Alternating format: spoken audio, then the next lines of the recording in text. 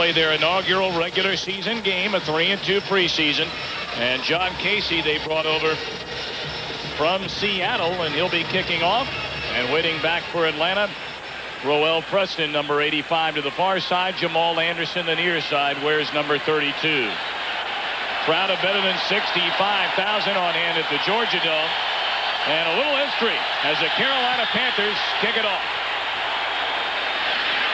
It'll be Preston at the 5. Breaks one tackle, and he crosses a 20 out to the 22. And that's where Atlanta and quarterback Jeff George will put it in play. George's second season here in the run and shoot. Came over in a trade from Indianapolis last year, had a career best season. Up front, Bob Whitfield moves from left tackle to right tackle with Tobek, Fortin, and Zandowski in the middle. Lincoln Kennedy will play right tackle. We talked about the weapons. Hayward, a career season last year. Mathis, 111 catches. Burden from Kansas City as a free agent. Metcalf in a trade from Cleveland. And Bert Emanuel, his second year out of Rice. 1st and 10. Falcons beginning from their own 22. To give us to Hayward.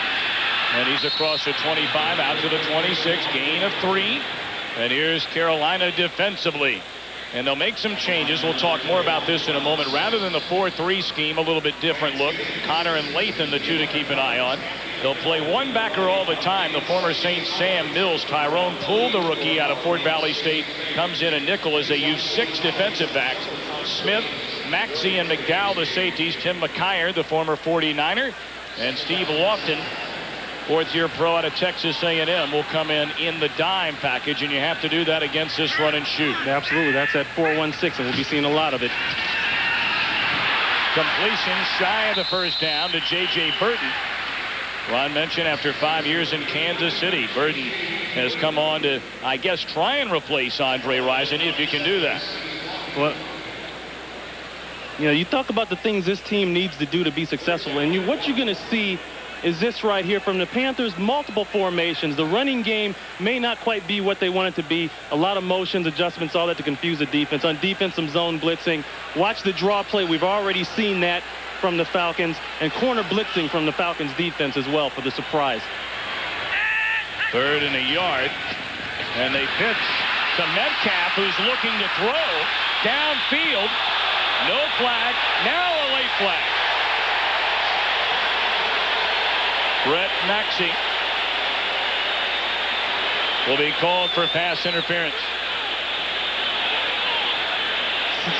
Sam Mills down there trying to dispute the call. I don't know if he's going to get it. It's a pitch out, and the surprise is right here. Metcalf on the throw. He doesn't get a full arm into it. Emmanuel right there on the receiving, but that's interference. There is no pass interference. The pass was tipped by the defending player before it left the passer's hand. And that's the only reason it's not pass interference. That ball, that ball is tipped. There is no pass interference downfield. Watch it again. That's McKyer in the air. And the tip comes somewhere along the line between McKyer and Mills. It looks as though Mills got his hand on the football. Once that ball is tipped, there is no interference downfield. More or less, it's a live ball, a free ball for anyone. Crowd didn't like the call. 3 and out for Atlanta. Eric Gulliford dropping back at his own 25 for this Dan Straczynski punt. Straczynski signed as a free agent from Tampa Bay. Kick away, and Gulliford with room. Cuts it back outside, and he's out shy of the 35-yard line. Stop made by Brad Edwards. I tell you, I think you're going to see a special teams battle today. Gulliford right there, fine special teams player, but you got Randy Baldwin coming over from Cleveland. You'll see him in the backfield. On the other side of the ball, we got Metcalf. We know what he can do. You got Anderson, the kicker. You just got weapons all over the place. Don't forget Albert Shelley, the special teams Pro Bowler. Frank Reich in his 11th season, his first as a starter after 10 years backing up Jim Kelly in Buffalo. And, of course, the backup to Boomer Esiason, going back to his days at Maryland. Play action. And the catch made by Christian in the flat. And he crosses a 40, a gain of nearly 6. before being wrestled down by D.J. Johnson. The rest of the offense up front, a pair of rookies on the left side, one of 3 number-1 picks by the Panthers. Blake Brockermeyer, joined by the rookie Peterson, Whitley, and Martin, along with Derek Graham. Randy Baldwin, the survivor of a very rocky camp for the Carolina Panthers running game. Carrier and Green started wide receiver with the injury to Don Beebe, and another former Bill Metzelaars, the tight end. Second down, Wright throwing again, has a receiver, caught along the right sideline by Willie Green. First down, Carolina, and there's another first. We'll say that a lot today. 4-3 scheme for Atlanta after the 4-2-5 last year. That entire defensive front underwent off-season surgery of one kind or another. More on that later. A veteran linebacking core, Talley coming over from Buffalo, and in the defensive secondary, Johnson and the rookie Davis on the corners, Harper and Ross the safety. And they're going to work Davis. He's the rookie. He's looked very good in preseason, but right there it looked as though there was a bust in the coverage. They're going to work him out and check him out today. Third straight throw. Flag comes down. They got DJ for the interference on Mark Carrier.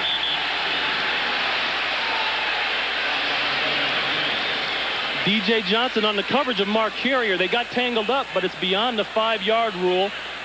5 yards from the line of scrimmage, he can't have a contact. But did he initiate it? Take a look at it here. Number 44, defense, 5-yard penalty, automatic first down. The problem there was that DJ Johnson extended his hands. In other words, he initiated contact beyond the 5 yards. That is illegal. He's entitled to his area on the field as we take a look at June Jones. But if he initiates the contact like he did there, it's a penalty. Automatic first down, 1st and 10. June Jones, his second year as head coach of the Falcons, 7-9 last season. Carrier in motion, and the play blown dead. Gordon McCarter, our referee. Ball start before the snap. Number 74, offense, 5 yards, go first down. They got Derek Graham, the right tackle. Derek Graham, he's a 6-year guy. You're going to check him out right here. He's going to come back just a little bit after the motion. And there's no excuse for that. He's a veteran. He's been in the league 6 years. The stadium is not that loud. He should be able to hear that. So it'll back him up 5, 1st and 15. Carolina on its opening drive and moving down the field. Wright checking off at the line of scrimmage. Blitz coming, jumps it off, complete to Carrier, broke one tackle, he's down to the 30 before being tackled by Roger Harper. Chris Dolman is jumping around inside. He looked like he was trying to point to somebody on the Carolina offense. I think they might have had him for encroachment. He's walking down in the neutral zone. You can't do that, Chris. Well, it was gain of 9, but a flag down on the field.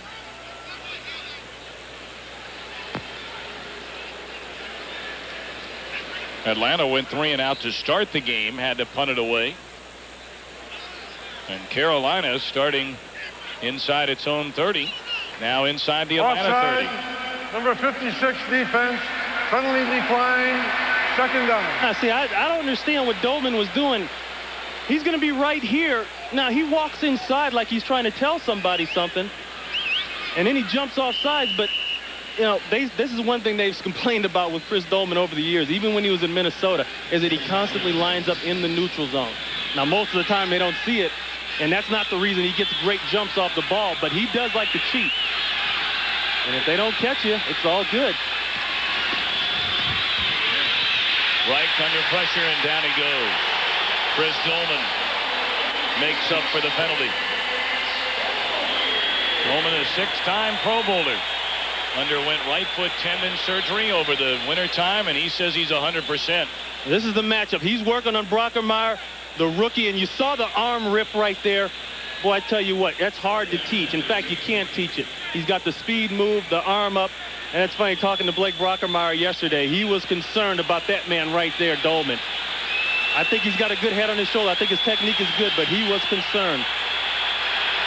6 defensive backs check in for Atlanta. On this 3rd and 13, flags come down again, wide open. Enough for the first down across the middle is Carrier.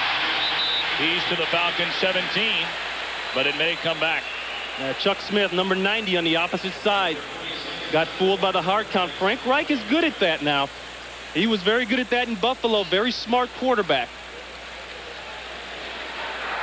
Offside, number 90 defense. Penalty decline, first down. All right, Smith, he's going to be right here, number 90. He's going off the first sound he hears. He's not looking at the ball, obviously. I mean, there's offsides, and then there's, boy, were you offsides. And here's the pass. A lot of zone being played by the Falcons. Not too much man-to-man. I think they're trying to protect the rookie Davis on the other side. They're going to rely on their rush to get to the quarterback. So a gain of 19, 1st and 10, and Baldwin to carry off the left side. He's to the 10. Well, they're running behind the 2 rookies. Brockermeyer out of Texas, the 3rd of 3 first-round picks by Carolina. And next to him, the rookie out of Washington is Andrew Peterson. One of the weaknesses of the 43 defense is that you got to be able to hold up man-to-man. I want you to watch the man-to-man blocking here by Carolina and what it does. Tally right there. Good block by Christian. I mean, that is what it's all about. You get man-on-man, tough guy on tough guy running the football. Gain of 9, 2nd and a yard, 7th play of this Carolina Panther drive. Should be enough for the first down. As Baldwin gets a carry, he's stopped by Jesse Tuggle. It'll be very close. And now Gordon McCarter tells us it is a Carolina first down. 1st and goal. So Dom Capers, known as a defensive-minded head coach, but his offense moving the ball down the field against Atlanta in the franchise's first drive ever. Well, he told us yesterday, we're not coming down here being hesitant and cautious like an expansion team is supposed to do. We're coming down here to get busy and win. He made that very clear. Carrier in motion and Reich to throw again to the end zone. Touchdown, Pete Metzelar.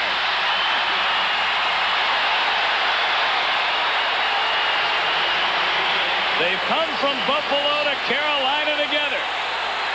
Reich to Metzelar's the first touchdown in Carolina Panthers franchise history. Boy, what an impressive drive. Well, it's not like these guys haven't worked together before, but I tell you, the key play right there was not only made by Reich, but it was also by Baldwin, a key block on Tally coming through the middle. Another Buffalo guy to give Reich the time. Extra point tacked on by Casey.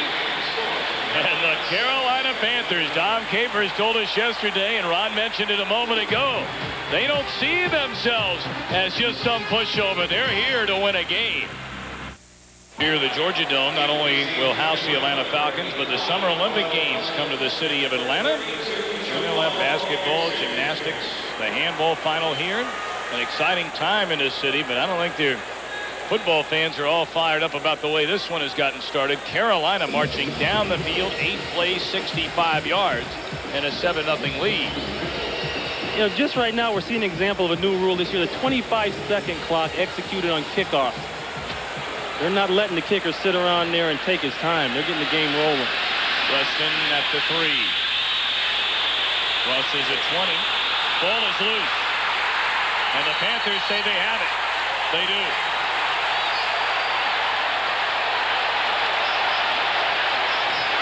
Recovered by Vince Workman. He was just brought over as a free agent from Tampa Bay. The initial hit made by special teams extraordinaire Paul Butcher. Carolina has nothing to lose in this situation. They have everything to gain. Burden right now, well, Preston, he's trying to get extra yards, but this is when you're most susceptible to the fumble. A good hit that time by Butcher on the inside. Dom said, we have nothing to lose. We're the expansion team.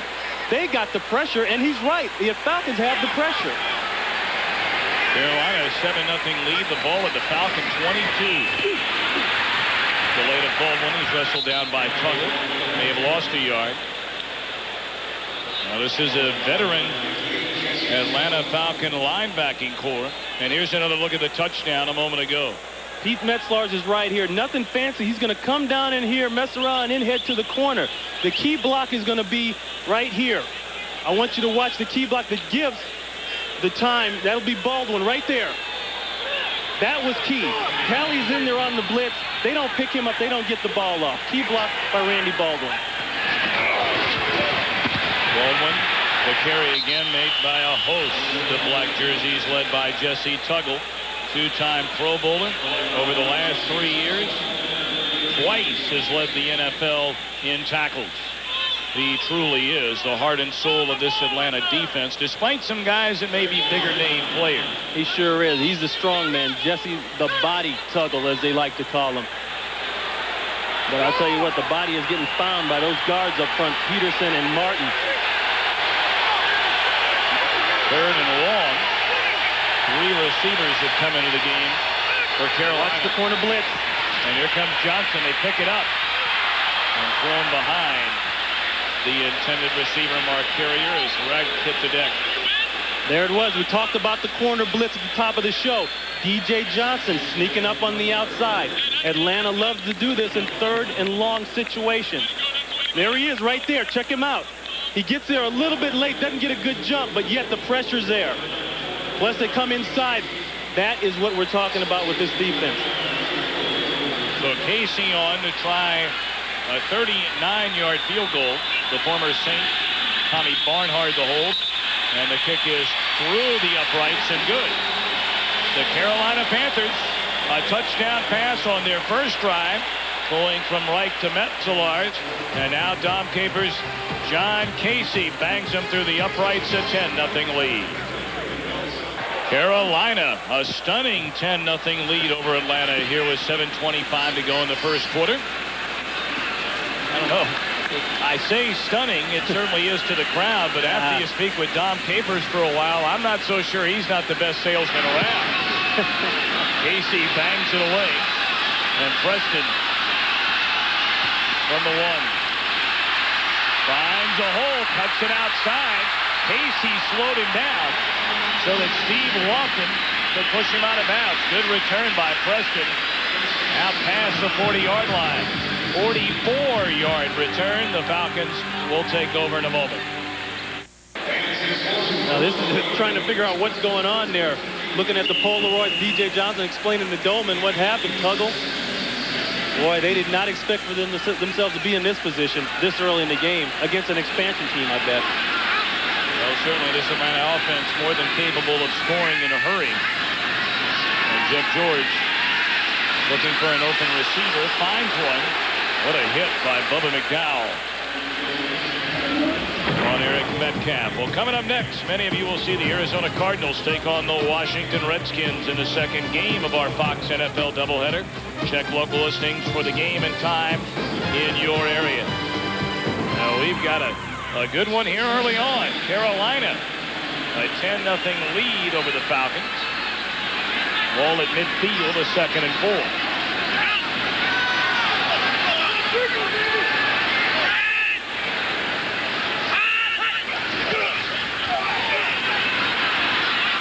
George in trouble. And he's pushed out of bounds by Mike Fox, the former Giant. You know, Ron, we were talking earlier, and then yesterday with Dom Capers. It's not exactly as though this Carolina team, along with Jacksonville, the 2 newest teams in the league, are just getting a bunch of cast-offs from other teams. They do have some quality players, just not a lot of depth. Absolutely. They had 3 ways to get guys. The allocation draft, where each NFL team, original NFL team, gave up 6 guys. They had the draft itself. They got 2 firsts. They got a 1st and 2nd pick and the last pick in the end of the round, plus free agency. They had a lot of weapons. You know, this is not just some down-the-street team assembled in dirt. Flags fly everywhere. It appeared as though one of those unrestricted free agents, Mike Fox, may have jumped too early. Encroachment, 93, defense, 5 yards, still 3rd down.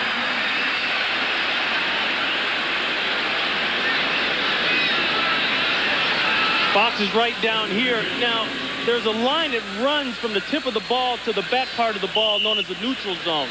If he comes in front of that line or comes past that, they're going to call him. There he is in the middle. See, he jumps way off, and he makes contact.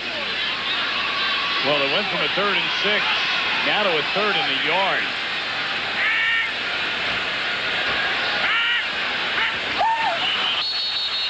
Well, you could see the Carolina defense was going to send the house. You got it. That's the house. And it looked as though Atlanta came unraveled. False start. Offensive center. Double pump the ball. 5 yards and still 3rd down. Tell you what, Gordy doesn't play any tricks with the words. He double pumped it, and that's what he did. He got nervous. You get those guys coming right over your head. The center feels that pressure, and the quarterback, they feel that pressure more than anybody else. He got nervous and pumped it. That's real important. Well, the two teams exchanged penalties, so we're back to where we should have been a moment ago, 3rd and 6.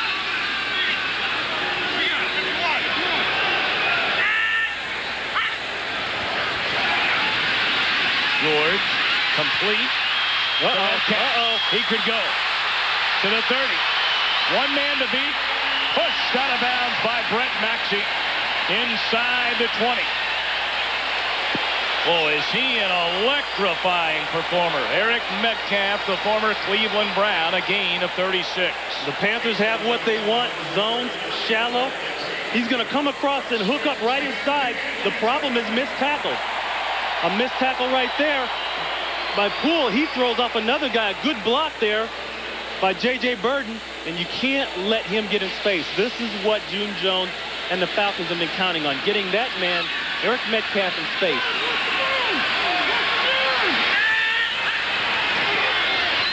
Delayed Hayward to the 10.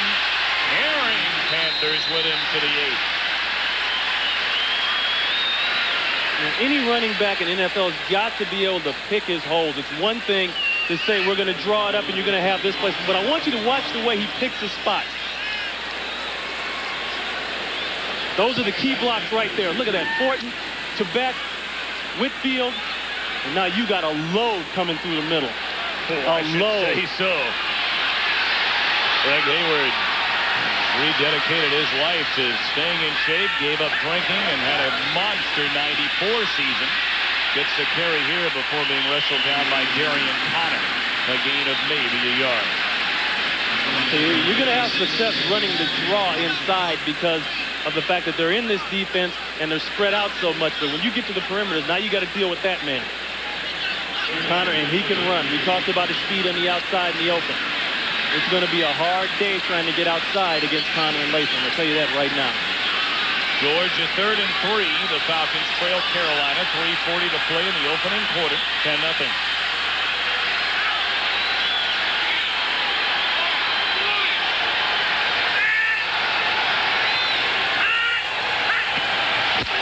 Comes the blitz.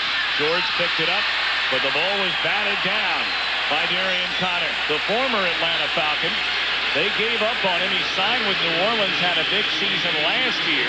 Fifth in the NFC with 10.5 sacks and a couple of impact plays on this drive. You'll see defensive coordinators around the league yelling, hey, if you can't get near the quarterback or you're not on the rush, get your hands up. You don't have to always be on a blitz situation to disrupt the throw. He's in the throwing lane right there. Morton Anderson, 13 years with New Orleans. Attempts a 27-yard field goal. His first try as a Falcon is good. So after 10 quick ones in the first quarter by Carolina, Atlanta on the board, but the Falcons trail with 3:23 to play in the first. 10-3. Jeff George and the Falcons trailing Carolina 10-3. This game is presented by authority of the National Football League and is intended for the private use of our audience. Any rebroadcast or other use of this telecast without the express written consent of the Atlanta Falcons and the National Football League is prohibited. Anderson boots it away, and that's what they're looking for from him. The ball comes loose, but it's down in the end zone. Oh, wow, we have a moment. Let's take a McDonald's game break. Return to our Hollywood. Wow, there he is. Has he emerged? It's going to be a big year. We'll see Tampa Bay next weekend. Sam White's visiting a town he's very popular in, Cleveland, Ohio. First and 10, again, right to throw. Swings it out to Willie Green. He dives close to the first down and may have gotten there.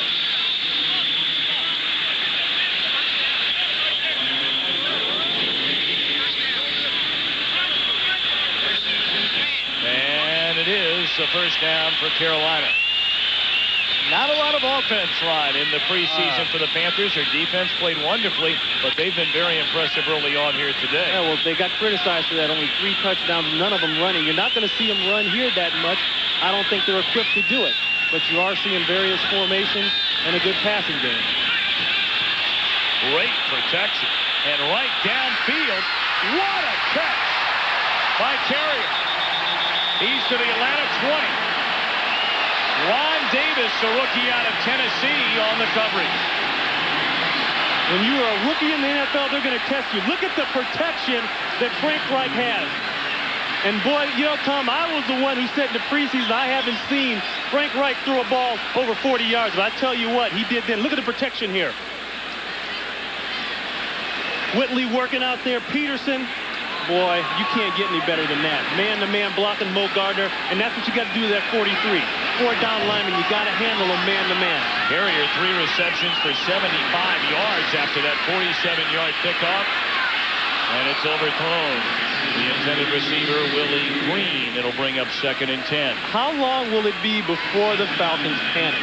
You know, this is like this kid, the little kid in 2nd grade that you bullied around. Well, maybe you didn't, Tom, but I sure did. I definitely didn't. And all of a sudden, one day, he puts a right hand on you and surprises you. Well, the Falcons have got hit with a couple right hands, and we'll see if they can keep their composure and their poise here and stay in this game. Yeah, I was a guy who got picked on and never came back. Never got big enough. 2nd and 10. Baldwin. Wrestled down by Jesse Tuggle. It'll bring up 3rd and long. Well, we mentioned earlier that Dolman, Gardner, Holt, and Chuck Smith all coming off surgery of one kind or another. Smith the right knee, Holt on the shoulder and elbow, Gardner arthroscopic surgery on the knee in the preseason, and the right foot tendon surgery by Dolman. They're not putting a lot of heat so far on Frank Reich. And they talked about Brockermeyer and Peterson, 2 rookies on that left side. Well, the rookies are holding their own, folks. I'll tell you that right now. Carrier comes the blitz. Yep. Oh, they dumped it off in and out of the hands of Willie Green. Looked like a play that should have been made. Alton Montgomery that time, 22, sneaking inside for the double blitz. 3rd down situations, they got expected. But, you know, that's what you got a Frank Reich for. He's not going to make stupid mistakes. Make a throw, a safe throw. If you don't complete it, look, they're in field goal range. And like Bill Pauling, the general manager for the Panthers, told me the other day, hey, we're going to push it down the field as far as we can, not force it, but let our man John Casey do the work. Casey from 41 yards out. He did not miss inside 40 all of last year. Right down the middle. Carolina on every possession, all 3 in the game so far, they've come away with points. You tell me that shockwaves aren't starting to go around the country right now. This is major. Well, we'd like to tell you that next Sunday, join host Sybil Shepherd and Carolina in front on the road over June Jones' Atlanta Falcons. Many speculating Atlanta perhaps a playoff team this season. You probably couldn't sell that idea right now anyway. You know, they made just as many moves really in the offseason as far as pure free agency is concerned and the linebacking core. But it's just a matter of how you come out and how you play. They criticized the Panthers all season long, all preseason long about the scoring. They weren't scoring enough points. They didn't do this, they didn't do that. So I tell you what, opening day shows up, you come to play. That's all that matters, and they came to play. See the scoring drive, Casey capping it off with a 41-yard field goal. Waiting back, Roel Preston and Jamal Anderson. It'll be Preston at the 8. Caught from behind. Again, the name Paul Butcher. He has been just an outstanding performer on special teams with Detroit, the LA Rams, and most recently Indianapolis. Here's an allocated draft guy. He came over, was made available by Indy. Yeah, you talk about going down in this kickoff team. You got to have your head on the swivel, and you got to be a tough guy and find out where you're going, first of all. See, they missed a block on Butcher. You know, I mean, it's simple football. You don't block a guy who's going to make a tackle, somebody who's as hard effort as Butcher. I don't think I'd want to tangle with it. On that nose band, that's not one of those around your nose to help you breathe deals, I don't think. I think that's just from taking a hit up there. Yeah. First and 10 for Atlanta, beginning in its own 22.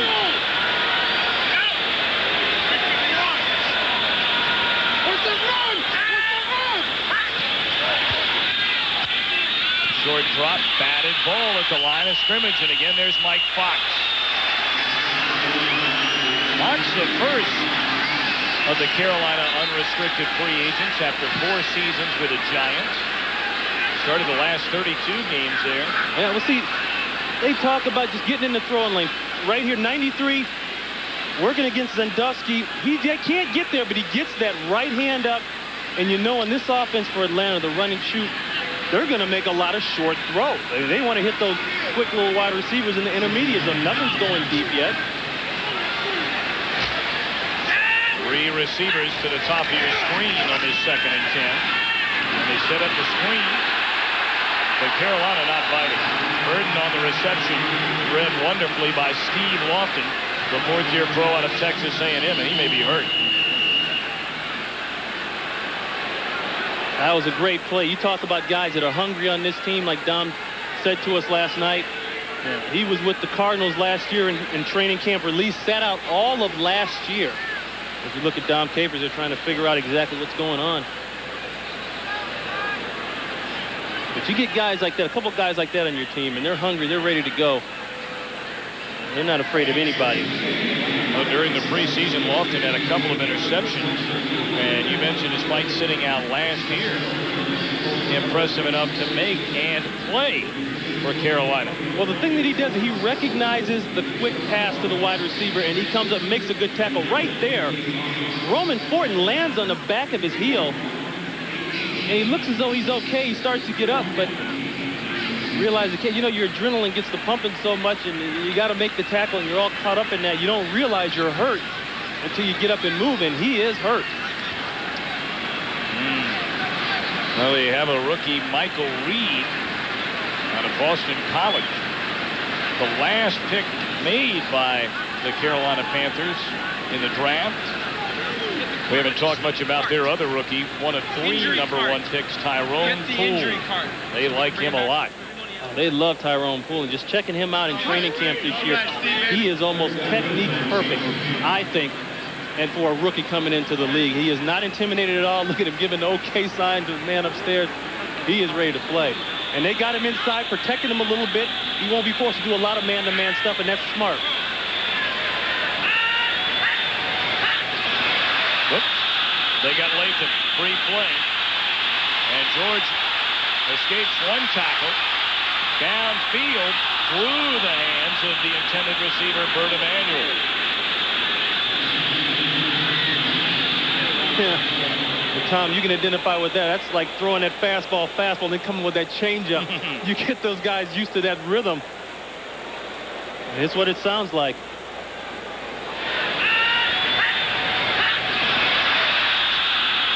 You know, maybe Lamar should have just kept coming.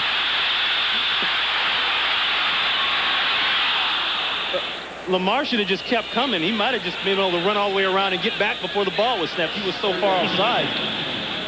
So that man there, he's a beast. They call him RoboCop. Strong against the run. He's a Greg Lloyd of this defense. You're not running nothing over there to that side. But with this run and shoot, he's a pure rusher 100% of the time. 3rd and 9.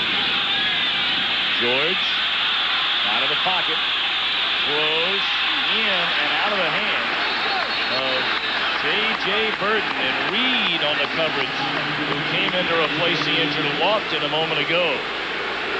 So the Falcons again have to punt. Quarterback in the NFL has got about 3 seconds before he's got unloaded. What you're going to see here from the Carolina secondary is excellent zone coverage. There are no windows. I want you to watch a man on man every place he goes. A double down there on Burton. Emmanuel, he has no place to go in the hit right there. Well, that's what it's about. Brzezinski, short punt. And waving for the fair catch with real good hang time is Eric Gulliford. But Carolina begins with good field position and an injured player. A couple of tangled up. Elbert Shelley, along with number 21, Rod Smith. What has gone wrong with this Atlanta offense? I think they got surprised, number one. That's what I think. I think they didn't expect these guys to be this tough and come out with this kind of fire. I think the defense, the 4-1-6 we talked about, is giving them problems. I think Lathan and Connor on the outside are factors, and we saw Fox get his hands up. Short throwing game for the run and shoot. George doesn't have any lanes. He can't see anything. Oh, Carolina's had the ball 3 times and has come up with a touchdown and a pair of field goals. And again, back to the air. On pattern, the carrier. And a gain of nearly 7 before being stopped. And that will be the end of the first quarter and a most impressive opening quarter for the 29th franchise in NFL history. Tom Brennan and Ron Fitz back at the Georgia Dome in Atlanta. A 13-3 Carolina lead at the end of a quarter. We figured Carolina's defense had a chance to do some good things. But this offense, I think, has surprised everyone, including the two of us. And I think the key has been the multiple formations. A lot of motion, coming out in 2 tight ends, then 3 wide, then back to regular. That's confusing the Falcons defense. And Frank Reich, and this is his first season as a full-time starter. He's appeared in 93 games during his career with just 8 starts. Be it on 5 of 5 in the opening drive, which led to a touchdown. The tight end Pete Metzelar as they go to the ground. Baldwin able to break 1 tackle and may have gotten back to the line of scrimmage. Let's send it to Hollywood for a McDonald's game break and James Brown. Tom, there, JB, that's a machine. Yeah, that's a machine right there. When you get it oiled and working that well, you can do a lot with it. 3rd and a yard. Play action complete. First down to Howard Griffin. First time he's touched the ball. 3rd year back out of Illinois. The thing about this is the West Coast offense. It's quick expansion. Griffin right here, I want you to watch the way he takes off. He fakes the block and then takes off to the corner. It's quick expansion. The defense doesn't have time to expand their zones and get out and cover. That is what the 49ers do well. They did this a lot in training camp. You know, talking to Dom Capers and the rest of the assistant coaches, they said, we're working on the West Coast, working on the West. A lot of people say that, but to come out and actually do it, and perhaps that man, Frank Reich, is a West Coast type of quarterback. Well, he said that you described it best, this offense, a West Coast style with a little Pittsburgh Steeler running game as the idea. Of Georgia Tech, the Aquatic Center being built, one of the busier venues for the upcoming Summer Olympics. Diving, swimming, synchronized swimming, and water polo. And back to it as Frank Reich is dragged down by Chuck Smith. He led Atlanta last season in sacks, forced fumbles, batted balls. He's coming off the reconstructed knee surgery, but they have to like this. Chuck Smith, number 90, right there closest to you. He's just going to make a good move over Baldwin. You don't see Baldwin make poor blocks like that very often. I know Baldwin can block better than that. Chuck Smith, like you said, another guy coming off a knee surgery in the offseason. Kind of a light guy, 6'2", 257. That's very light, but he's a speed rusher. Everything he does is on speed and agility, as he showed that time. 2nd and 16. The give is to Griffith. And he is down to the 42. Griffith led the way for Jerome Bettis in his rookie season. Better than 1,000 yards 2 years ago with the Rams. And another thing that's going to hurt Atlanta, this West Coast / Pittsburgh Steeler type of offense, it speeds up the clock. There's a lot of running going on right now, but the multiple formations and everything, it's a very quick working offense. And that's working in Carolina's advantage right now. Walton Montgomery has come in at the top of your screen. And he's on the blitz.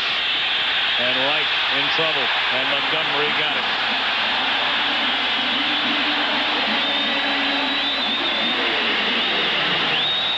For the first time today, Carolina has to punt.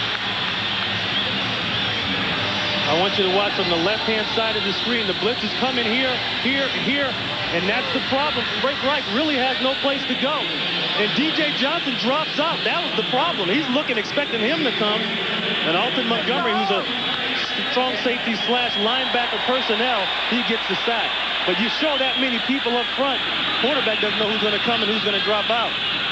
Eric Metcalf will let it drop. Oh, it takes a Carolina bounce, recovered at the 1 by Dwight Stone, the former Steeler. And the Tar Heel-born Tommy Barnhart out of China Grove, North Carolina, makes his first punt a good one of 52 yards. Carolina in front of Atlanta, 13-3 with 12:15 to play until halftime. Atlanta starting this possession at its own 2.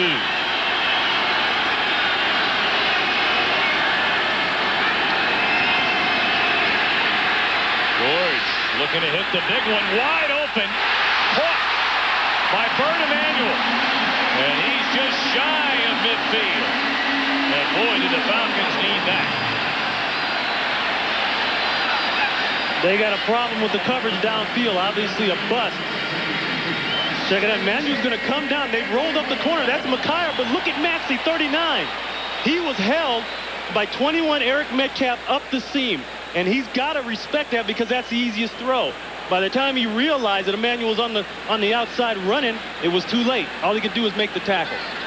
46-yard gain on the pass completion of Bert Emanuel, former college quarterback. And the give is to Hayward. May have lost his footing as he crosses midfield to the Carolina 47. Well, that's a gutsy call back there and sitting in your end zone. And the key there has been the protection. And I think Lincoln Kennedy, 75, and Whitfield, the other tackle on the other side, they've held up well. And they had to hold up well in that situation, but that's a disadvantage to running this type of defense. They really don't have the push inside. They got the linebackers outside, but only 2 defensive linemen inside. 2nd and 7. Complete. Eric Metcalf, and he's to the 44 before being tackled by Sam Mills. So now another 3rd down for Jeff George in the Atlanta offense. And Sam talked to us last night about the fact that we cannot let this run and shoot get started. If we stuff it early, we'll have some success, and that's exactly what they had. Let's see, they've gotten this thing going now. Once the run and shoot gets going, it can be nasty. 3rd down and 2. 3 receivers to the right side, and George to throw. Short drop, 1st down on the completion. Spinning out of bounds is J.J. Burden. So Atlanta starting this drive at its own 2-yard line. Marching down the field to the Carolina 36. Everyone here in Atlanta will tell you that Jeff George is much more comfortable in this run and shoot. And I think the guy has finally got some weapons to work with. And throughout his career, I never felt like he had weapons on the perimeter. Now he's got weapons on the perimeter. And he's making them work for him, too.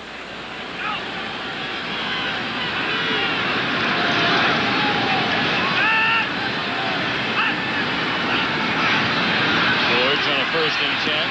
Again, good protection. And across the middle to Terrence Mathis. Close to the Carolina 30. Mathis, 111 receptions in 94. 3rd most in the NFL. Set an Atlanta team record. And it took him 14 games last season as a Falcon to reach the number of receptions he had in 4 years with the New York Jets.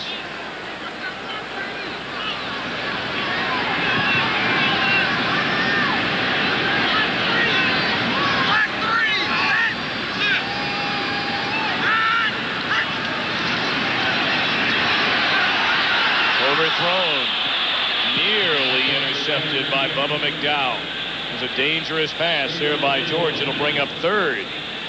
Well, next week, it's Fox NFL Sunday when most of you will be seeing the Atlanta Falcons battle the Super Bowl champion Niners, or other regional action. It all begins at noon Eastern, 9 Pacific Check local listings for the game and time in your area.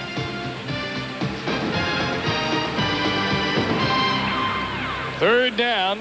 What do you look for from Jeff George right now? I think he's got to get the ball to his man who caught the most balls last year. If they're not double teaming him, that's Mathis. But he's got to do it quick. You called it. But they found Metcalf, as it appeared as though they did double up on Terrence Mathis.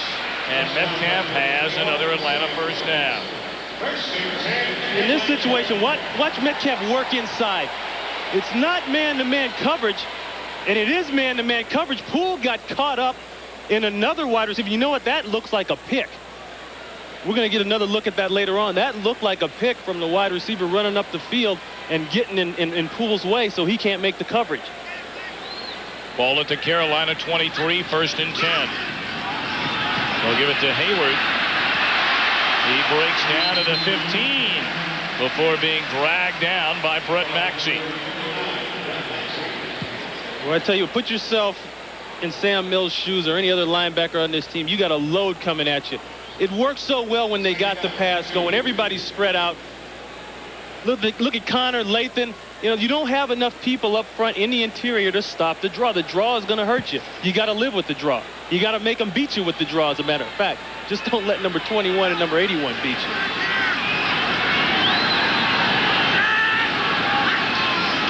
Gain of 8, 2nd and 2. Nearly caught by Mathis. The intended receiver broken up. That's another dangerous throw. So close, a couple of defenders surrounding Mathis. You're going to see a lot of that. That's characteristic of the run and shoot. They got guys going everywhere. 4 wide receivers in the game. They're going to be in every zone, every part of the field. You're going to have some bad throws. 10th play of the drive, 3rd down and 2. See by quarters.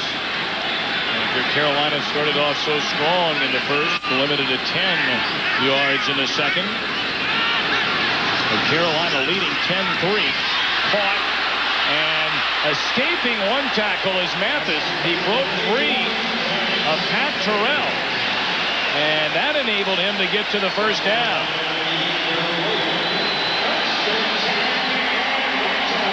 That's a good jibe of the side adjustment. They're going to bring the corners off the outside. That's Poole 38. They pick him up, but they know if they bring a corner off that side, that's the side you throw to, because they're betting that safety can't come down and make the tackle, and that's exactly what happened.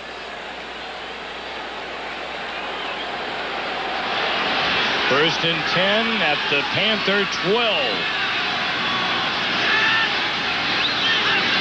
Blitz coming. They pick it up. George with time.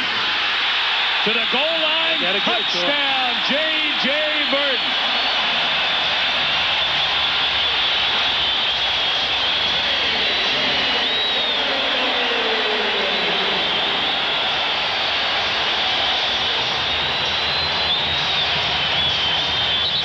Well, June Jones told us J.J. Burton bigger, stronger, and faster this season. And an early dividend after signing him from Kansas City. He wants to go inside right away, but he waits until his man clears inside. That's Reed on the coverage of the rookie. They're finding the rookie to work on. Extra point by Morton Anderson is good. 98-yard drive by Jeff George in the Atlanta offense. Burton, a touchdown, a 3-point game. Well, a much-needed touchdown by the Atlanta offense, trailing the Panthers 13-10. We have 7 minutes, 11 seconds to play until halftime. Randy Baldwin, 23. White Stone, the former Steeler, number 80, waits back. Poor kick by Anderson, fielded by Baldwin. And across the 25 to the 30 before being dragged down by Brad Edwards. 56, this is Darian Connor. What he's going to do, he's going to fall back in here and wait in that hook zone. Now, what George is waiting on is for him to get out of there. As soon as he moves right there, and now the rocket comes. And Jeff George has as good a release as Dan Marino or any other quarterback in the league. People think he doesn't, but he does. Well, Burden the touchdown, his first as a Falcon.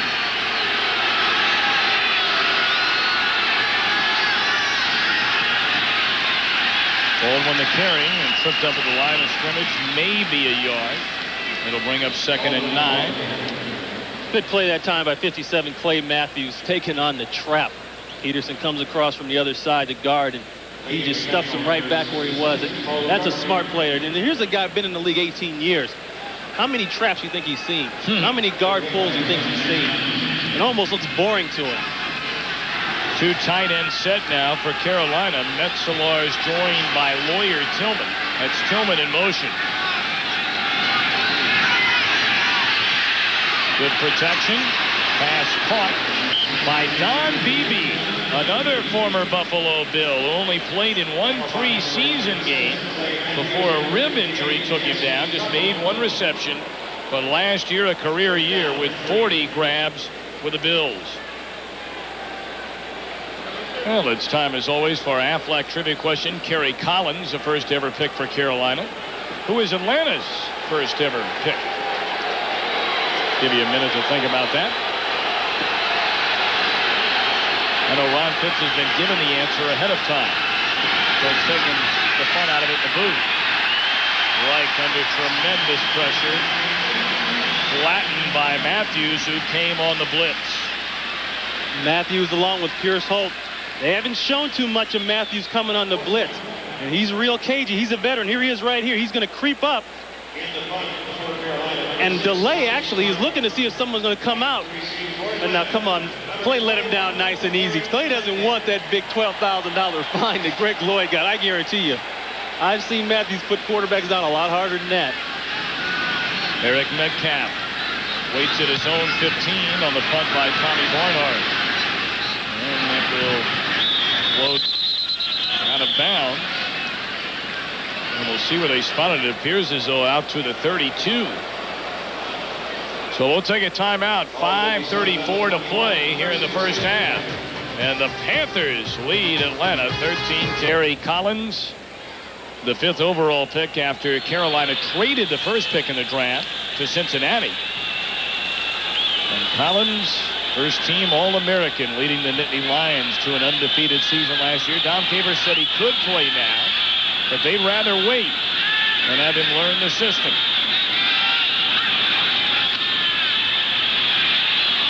George rolls right, finds Emmanuel for another first down out to the 33.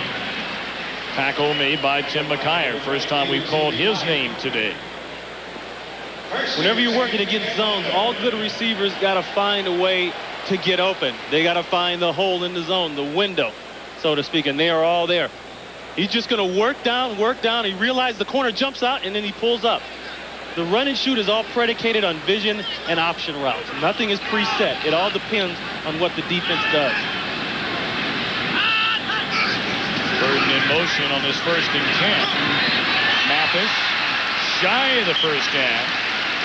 Out to the 43. And again, Michael Reed, you brought up Ronnie. That's the guy they'll probably try and pick on after the injury to Steve Lofton. You're right. He's the rookie. They're going to go after him a little bit. But even though Lofton was really not a true starter, he was stepping in and playing because of the run and shoot variance. We're going to see part of a rollout to your right. But Poole, the rookie, he's going to take off inside. If we can stop it right there, he's 38. He took off running inside. That left the window open. That's what they're looking for. They're working on the rookie's patience a little bit. Hayward, not much running room, but it will be good enough for a first down after the diving second effort, crossing the 45.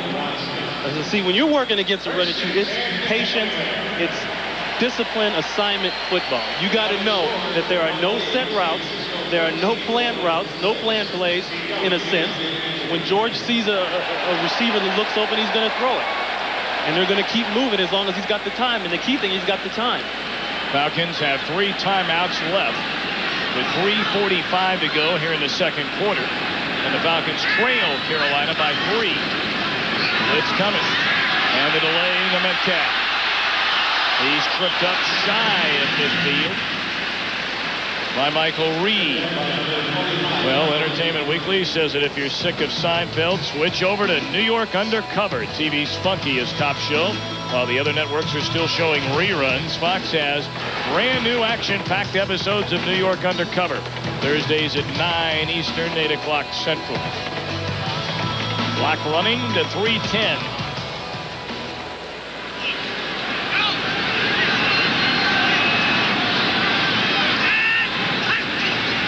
George on a 2nd and 6. Here comes the blitz. They pick it up. And there's Mathis. He steps out of bounds at the 40. Another Falcon first down. George has it working right now. Yeah, he's got it working because he's got time to make it work. And I'm going to tell you something. They came with the double inside corner blitz. Right here, Smith, he's going to come inside and try to get a blitz going. But Hayward is going to pick it up like you wouldn't believe. Watch this. Tell you what, you're giving up some size there. I mean, you're talking about going against a guy who's 265, 270, or whatever he wants to be that week. Yeah, he's giving up 60 pounds.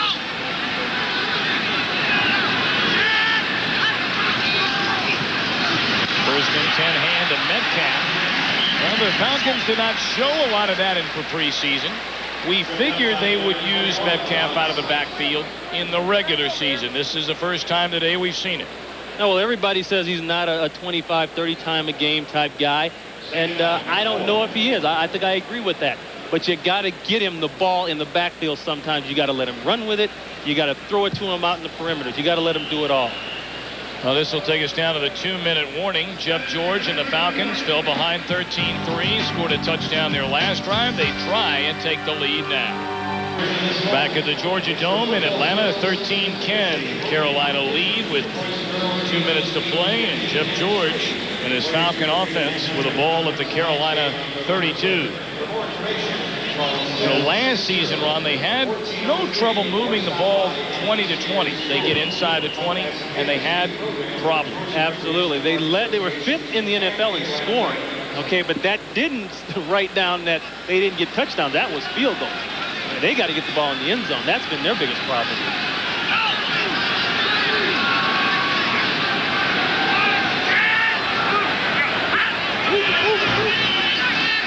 Second and 3 out of the shotgun. And the pass intended for Bert Emanuel. It'll bring up 3rd and 3. Coming up on the Dockers halftime, JB, Terry, Howie, and Jimmy will have all the scores and highlights from the first week of the 95 season. Plus, you won't want to miss their predictions of who will stumble and who will soar early in this season. You may even want to mark it down. That's all coming up next on the Dockers halftime. 3rd and 3. Big play for Atlanta, trailing by 3.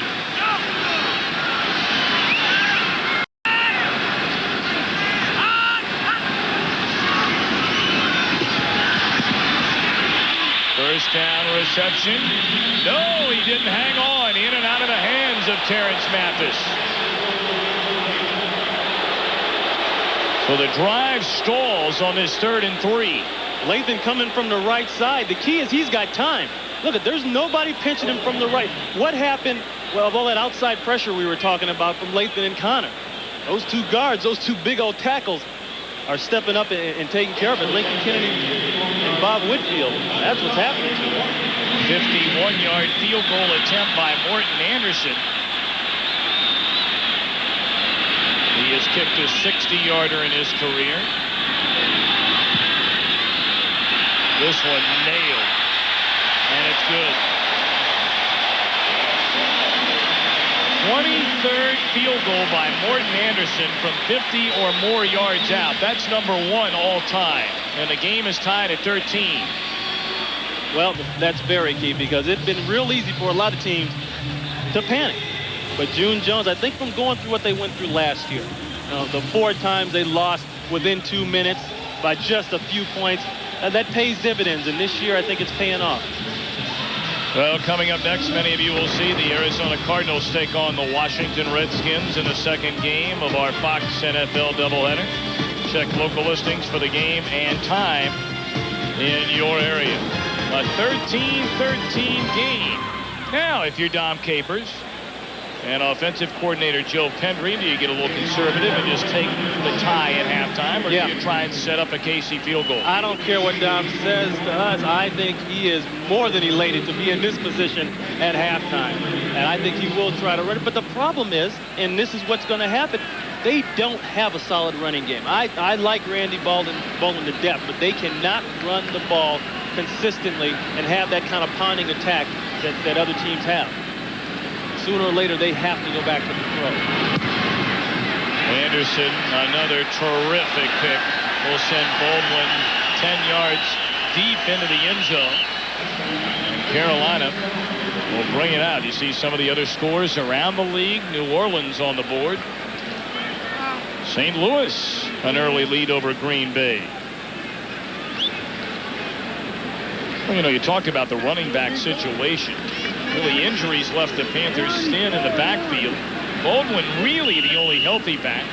You know the story about Barry Foster, released with nagging injury. And then Derek Lassick, the same thing. Duel Brewer, the second leading rusher, tore an ACL against the Giants last week. And they're coming out throwing. Dump it off to Bob Christian, and he has a first down across the 30. Bob Christian really represents, I think, the old Tom Rathman or the Brent Jones of this offense. Nobody out there covering. Everybody seems to forget about one guy in a West Coast offense. Well, they're the hurry up. Near sideline, in and out of the hands of Gulliver. Will stop the clock with 1:17 to play here in the second quarter.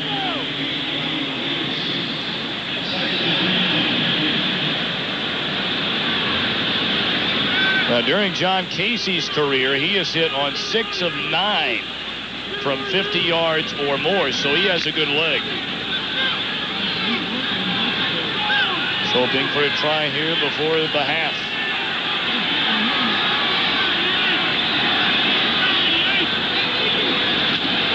Blitz coming. Wright gets it away. Breaking a tackle, Willie Green, and he's to the 46. And Wright wants timeout.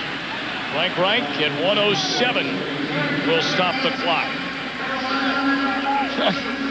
I admire the way Dom Capers is going about this. He wants to take the lead before halftime. Well, what I can't understand, you got a blitz. They brought Alton Montgomery from the other side. Why are you playing 8 yards off? Now look what the first down marker is. You got to get up and you got to compete. You got 1:07 left to play. You know, and that's Terry Taylor. He's a veteran. I know he knows how to come up and compete. I don't understand that.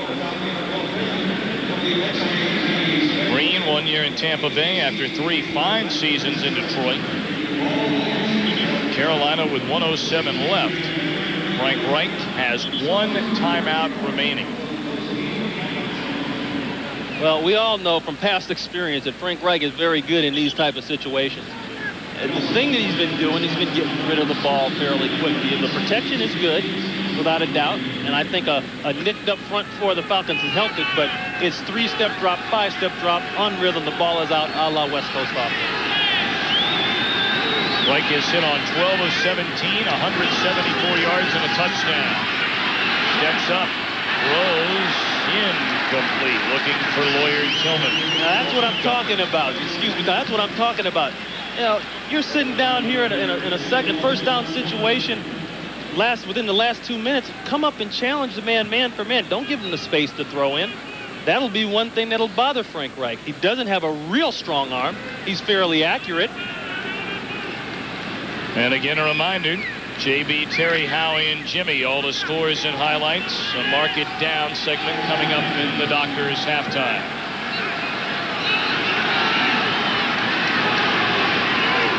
Watch the blitz. Here they come. Right, complete. Again to Willie Green.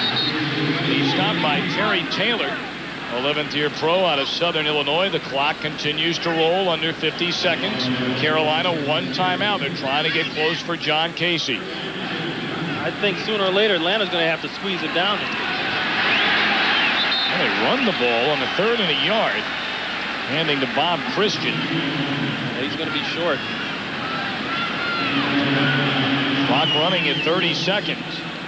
Holden Smith on the stop. along with Jumpy Geathers. See, they're just trying to run this clock out now. They weren't trying to get in field goal range. They weren't trying to score. They're trying to get the time off the clock. As you see, it's down to 13-12 and running. And I don't think the Falcons are going to call a timeout. That is a real surprise. You'd figure they'd give Metcalf a shot to return. Are you kidding me? Call the timeout. If not, go after it. Give him a chance to return the ball. Boy, I don't understand that one at all, Tom. Not at all. You got the most dangerous punt return man in the league. And 3 timeouts left. 3 timeouts left. You don't give him a shot. You got 2 choices. You block it or give him a chance to return it. Well, that's the end of the first half. Our score, Carolina 13, Atlanta 13. Fox NFL Sunday will continue in a moment. Hey, 2 seconds are left in the half. Apparently, Ron, June Jones has signaled for a timeout. Both teams left the field, but he had asked for it setting up this punt return, so the half not over. Well, I didn't see anybody in the field jumping up and down, getting the referee's attention for a timeout. But apparently it was called. Well, on a 4th down, they're not going to give Metcalf a chance. They're just going to throw one up, see what happens. And Wright will be dragged down on 4th and a yard by Chuck Smith. For a sack against Wright today. So the first half has come to a close. June Jones and his Atlanta Falcons tied at 13 with Dom Capers' Carolina Panthers. We'll be back with the Dockers halftime in a moment. 13-13 come on strong in the second quarter, shutting down Wright and the Carolina attack. What do you look for from both teams in the second half? Well, Carolina, they don't have a choice. They got to keep doing what they've been doing. It's been successful. I think Atlanta's the one that had to make the adjustment. I think they began to make the adjustment late in the second quarter. I think they got to find a way to beef up the inside. I think the blitz has hurt them more than helped them. I think they're going to get away from that blitz a little bit. Alton Montgomery, 22, seemed to be more effective than DJ Johnson coming off from the inside of the corner. But understand this, when you blitz that corner like that, you do give up a zone, and Frank Reich is smart enough to find that zone, and he's been finding it. Reich in the first half, 13 of 19 for 182 yards, a touchdown without an interception. George, meanwhile, at 14 of 21, 163 yards and a touchdown. So here we go in the second half, 13 all. And Morton Anderson to kick it away. Randy Baldwin along with Dwight Stone waiting deep. 3rd time, and Anderson has drilled one to the end zone. And that is a big reason why, along with being just a great kicker, that they brought him in to replace Norm Johnson. Don't forget, Morton Anderson is a defensive weapon. When he kicks that ball out of the end zone at the 30, from the 30, you're making the offense go 80 yards every play. I mean, that's the kind of percentage football as a defensive coordinator that you want to make teams play. Well, during the preseason, a total of 19 kickoffs by Anderson, 9 in the end zone and 8 touchbacks. So he's carried that in to the opening game. 1st and 10 to the 20. Christian in motion to give to Baldwin. A gain of maybe 2, and there's Chuck Smith. He's played well coming off season-ending surgery last year. Well, we talked about the quarterbacks. Pretty even. More yards for Reich, more attempts by George. Neither quarterback with an interception. Yeah, that's the key to this whole thing. Turnovers. That's going to loom big in this second part of the game is turnovers.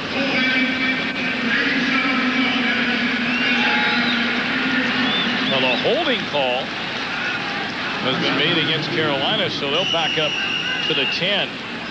And that'll bring up a 1st and 20 to start the second half.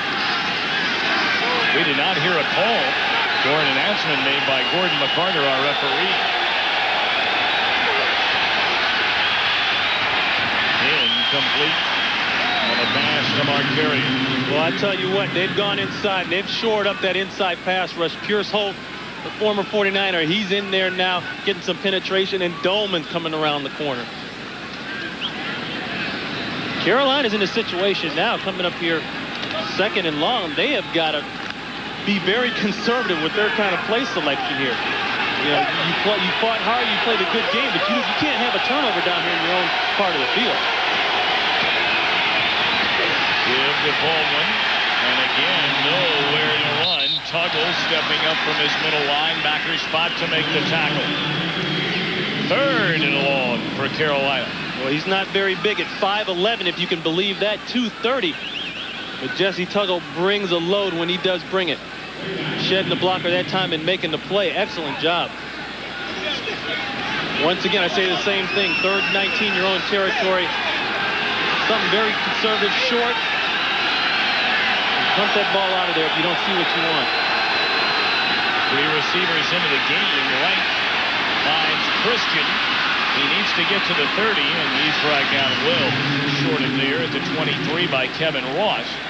Well, they do steal a few yards back and give Tommy Barnhart a bit more room to kick it out of there. Yeah, but that's not what worries me. What worries me is a guy standing back there to return this kick.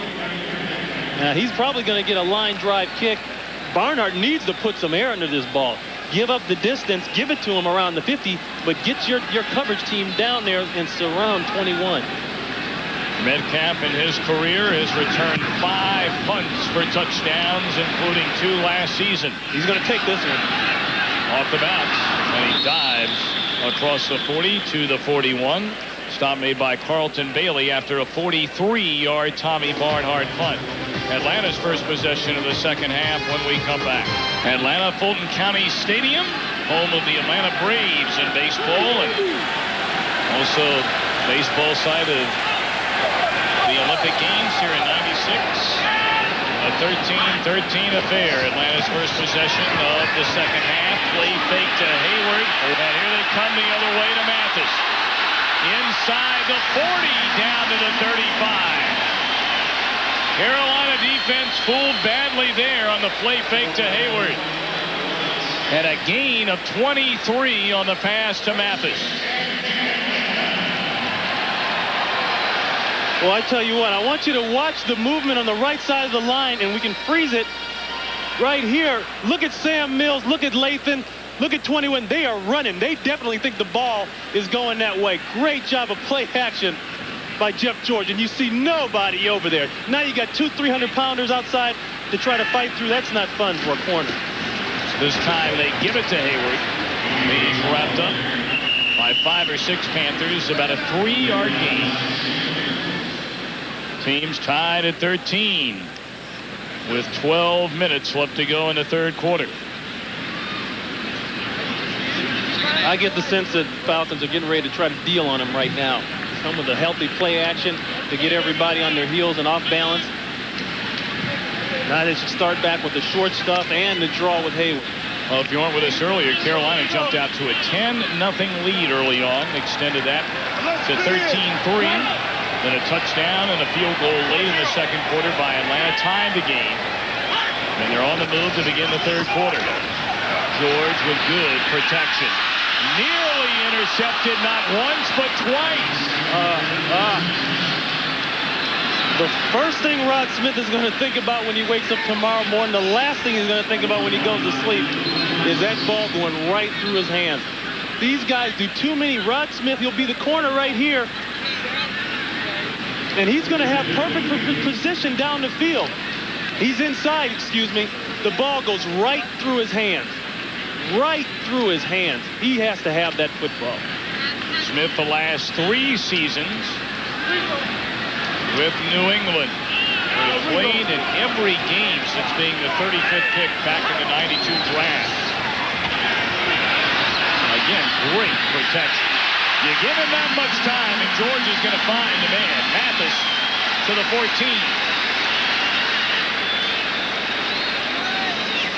Once again, Mathis just dealing on Rod Smith, the victim of the last play.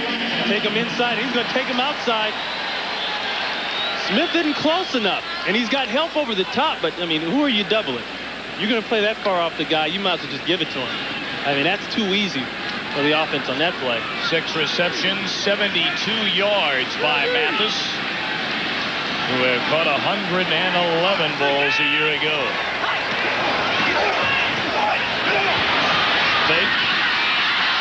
goes up top for Burton in the end zone. Well defended by Michael Reed. Now Jeff George has got a lot of pressure on him. Ever since a quarterback has been in Pop Warner football, he's caught in this part of the field. Do not throw an interception. Do not commit a turnover, because we have a good opportunity to get 3 points. The June Jones team has never led in this game. Cincinnati on the road leading at Indianapolis.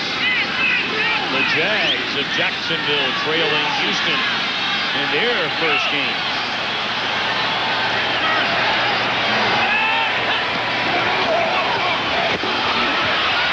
The hand to Metcalf.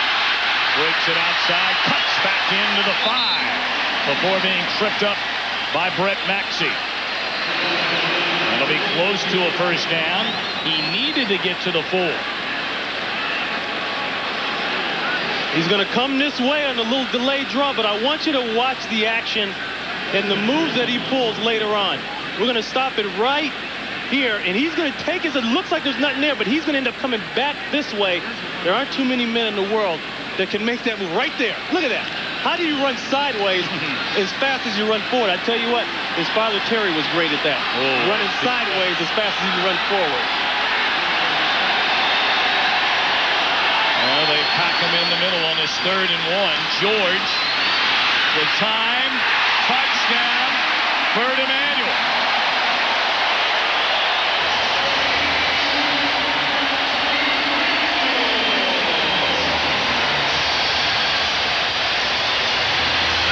Atlanta leads for the first time.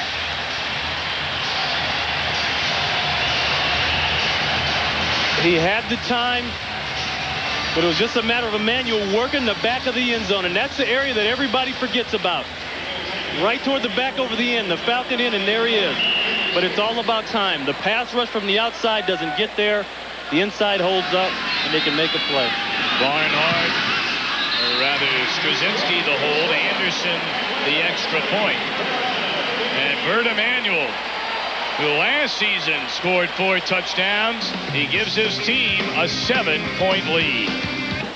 Back at the Georgia Dome in Atlanta, the Falcons have raced back from 10-0 and 13-3 deficits to take a 7-point lead. Bert Emanuel, the touchdown reception from 5 yards out from Jeff George, covered 58 yards in 7 plays. Gordon Anderson again to kick it off. Randy Baldwin drops back along with number 80, Dwight Stone. Baldwin, the top kickoff return man in the AFC last season, 3rd in the NFL, but these kind of kicks keep him from bringing them out.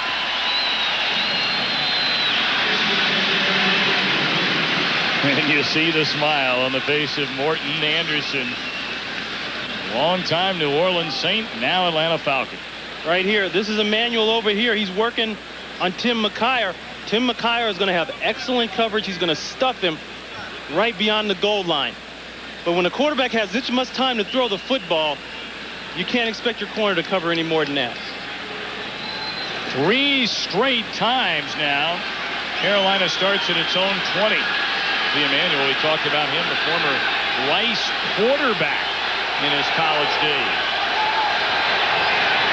Short drop, incomplete. Looking for Mark Carrier. Well, things have gone very quiet for this Carolina offense after starting out with a bang.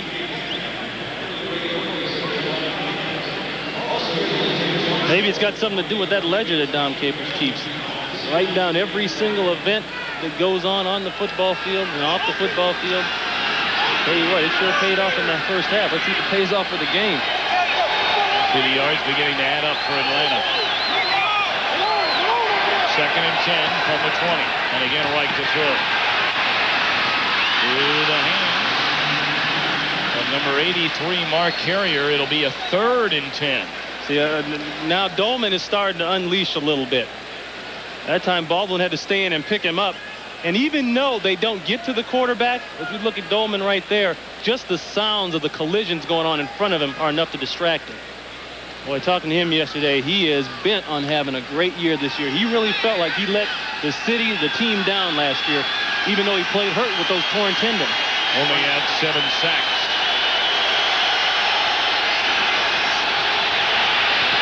Rush coming, batted down at the line of scrimmage. So the Atlanta pass rush very much becoming a factor. Dolman with the bat. Didn't get to the quarterback, but he got close enough to get the bat. He'll be on the other side of your screen, 56. As it starts to unfold, Holt there getting pressure, but just as he lets it go, Dolman knows he can't get there. He gets his hands in the air. It makes the play. 3 and out for Carolina. The intensity of the defense has picked up. Barnard will kick it away. Eric Metcalf waits at the 35. Good kick by Barnhart. Fair catch signaled for by Metcalf at the 31. White Stone getting tangled up on the far side. Number 28, Ron Davis, the rookie out of Tennessee. 49-yard punt by Barnhart. The Falcons lead by 7. Back at the Georgia Dome, 2013, Atlanta over the Carolina Panthers. It'll be 1st and 10 for Jeff George and company, starting at the 31. And the Atlanta defense, as you mentioned, Ron Fitz has picked it up. As defensive coordinator Joe Herring over there talking to the guys. Whatever they're doing, they're going to keep doing it right. And what they've been doing right is increasing that pressure up front from the front 4.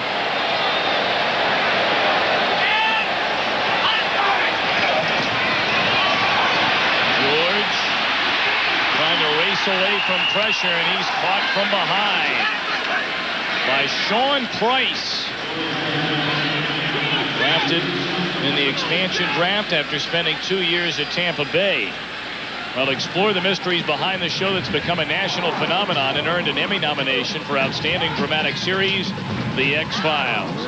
You'll see the most terrifying moments and hear the most chilling stories on the secrets of the X-Files tomorrow at 8 Eastern, 7 Central on Fox.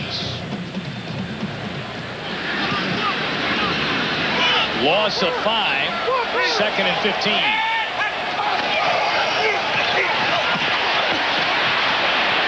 You better wrap him up. Hayward breaking a couple of tackles, gets back to the original line of scrimmage. I'm not so sure that Rod Smith can extend his arms that wide to wrap up Hayward. Wow. That was a hit there.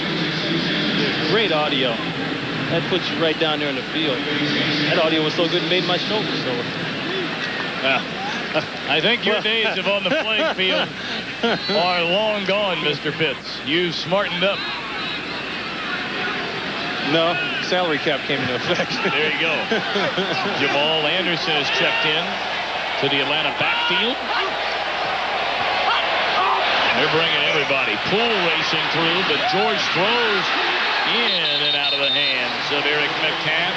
Coverage by Michael Reed. So maybe a big turnaround for Carolina if they can take advantage after stopping Atlanta here and get something going again offensively. Well, the thing they've been able to do right now is blitz effectively and surprise them. Now, Poole, he looked surprised to be that open coming down on the blitz. He jumped up, put his hands up. He might have made a play, but that's a good play right there by Michael Reed, the rookie. Eric Gulliford drops back, awaiting the Dan Straczynski punt. That'll hang up there a long time, and Gulliford the fair catch. Good field position for Carolina, starting at the 35. So we'll take a break in the action. Atlanta in front of Carolina, 20-13 here in the 3rd. Well, about 2 weeks ago, heavy thunderstorms so severely damaged 4 panels on the roof of the dome that they collapsed, mangled seats. Fortunately, no one was hurt. The water damaged sections in the upper level, and seats have been successfully repaired. Temporary vinyl panels have replaced the ruptured ones in time for today's game. And kudos go out to Dan Gravelion and Khalil Johnson of the Georgia Dome and their respective crews for getting everything back to normal so we can kick it off here today. Griffith takes the handoff from right, and he's out shy of the 40. Another thing that's going to help this Carolina team is that because they're an expansion team, they've been given special provisions and exemptions as we look at Jerry Richardson right there, the owner of the Panthers. One of the things you're going to see is that while all the other teams have to be at 49 as of last week on the active man roster, they were allowed to be at 56 and can drop down to 53 in another 3 weeks. So that helps them add depth to the team. Right to throw, lost the ball. He fortunately picked it up for him and went down under the wrap of Mo Gardner and Chris Goldman. 5th sack of the day by the Atlanta defense. Yeah, the pressure is good, but Talley makes that happen because he covered Christian all the way. Right here, just unloads it, decides to bring it back. And boy, talk about getting lucky bounces. Well, they're calling that an incomplete pass. Chris Dolman doesn't think much of that call, believing that Wright did not have the forward progress started with a throwing motion. A break there for the Panthers. Rather than 3rd and 16, it'll bring up a 3rd and 7.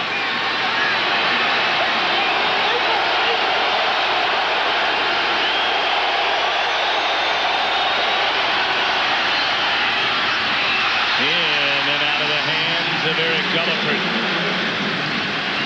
So the Panthers will have to punt again. Frank not too happy about that one. Gulliford's got to make that catch. I'm sorry. He puts that ball, that's an out route, 10-yard out route. You got to put it to the outside, away from the defender, low and away. He's got to make the catch. Those are the kind of things that'll get you beat as the season goes on. Again, Metcalf waiting on the Tommy Barnhart punt. It'll be his 5th today. And this is returnable. You got a wall to the right. He stopped, started, stopped, and Quippet the first to meet him at the 15. Well, coming up next, many of you will see Buddy Ryan and the Arizona Cardinals take on the Washington Redskins in the second game of our Fox NFL doubleheader. Check local listings for the game and time in your area. Others will see Minnesota at Chicago.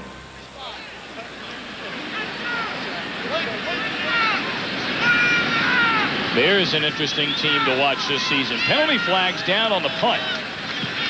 And Gordon McCarter, our referee, will tell us what's going on. Holding during the kick. Number 28 receiving team. Half the distance penalty from the spot where possession changed. First down. That's Ron Davis, the rookie on the hold that time. Well, all it does is add to the punt. Like I said, the punt is the defense. All this does now is help the Carolina defense. Well, George and the Falcons started at their own 2 back in the second quarter, marched 98 yards.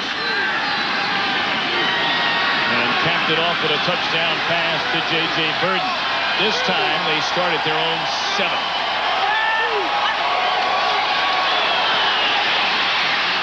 Swinging out to Metcalf. Oh, did he take a look from behind by Lamar Latham, 6th-year backer out of Houston.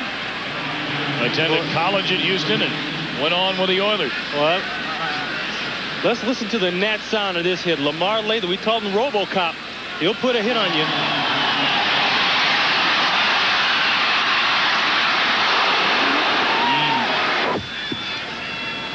Outstanding work by our crew here at the Georgia Dome. We have microphones everywhere down on the field, so you'll hear everything. Hayward forced back inside. Good play by Mike Fox. Tell you what, they've done something interesting with Mike Fox. They have squeezed him down inside right over the nose of the center, and that's given a particular problem to the offense because now Roman Fortin, the center, can't step out and help in pass plays, and that's been able to really allow a lot of pursuit from the rest of the defense. That time he squeezes inside and makes a play, but that's one change the Carolina Panthers defense has made in the second half. 3rd and 6.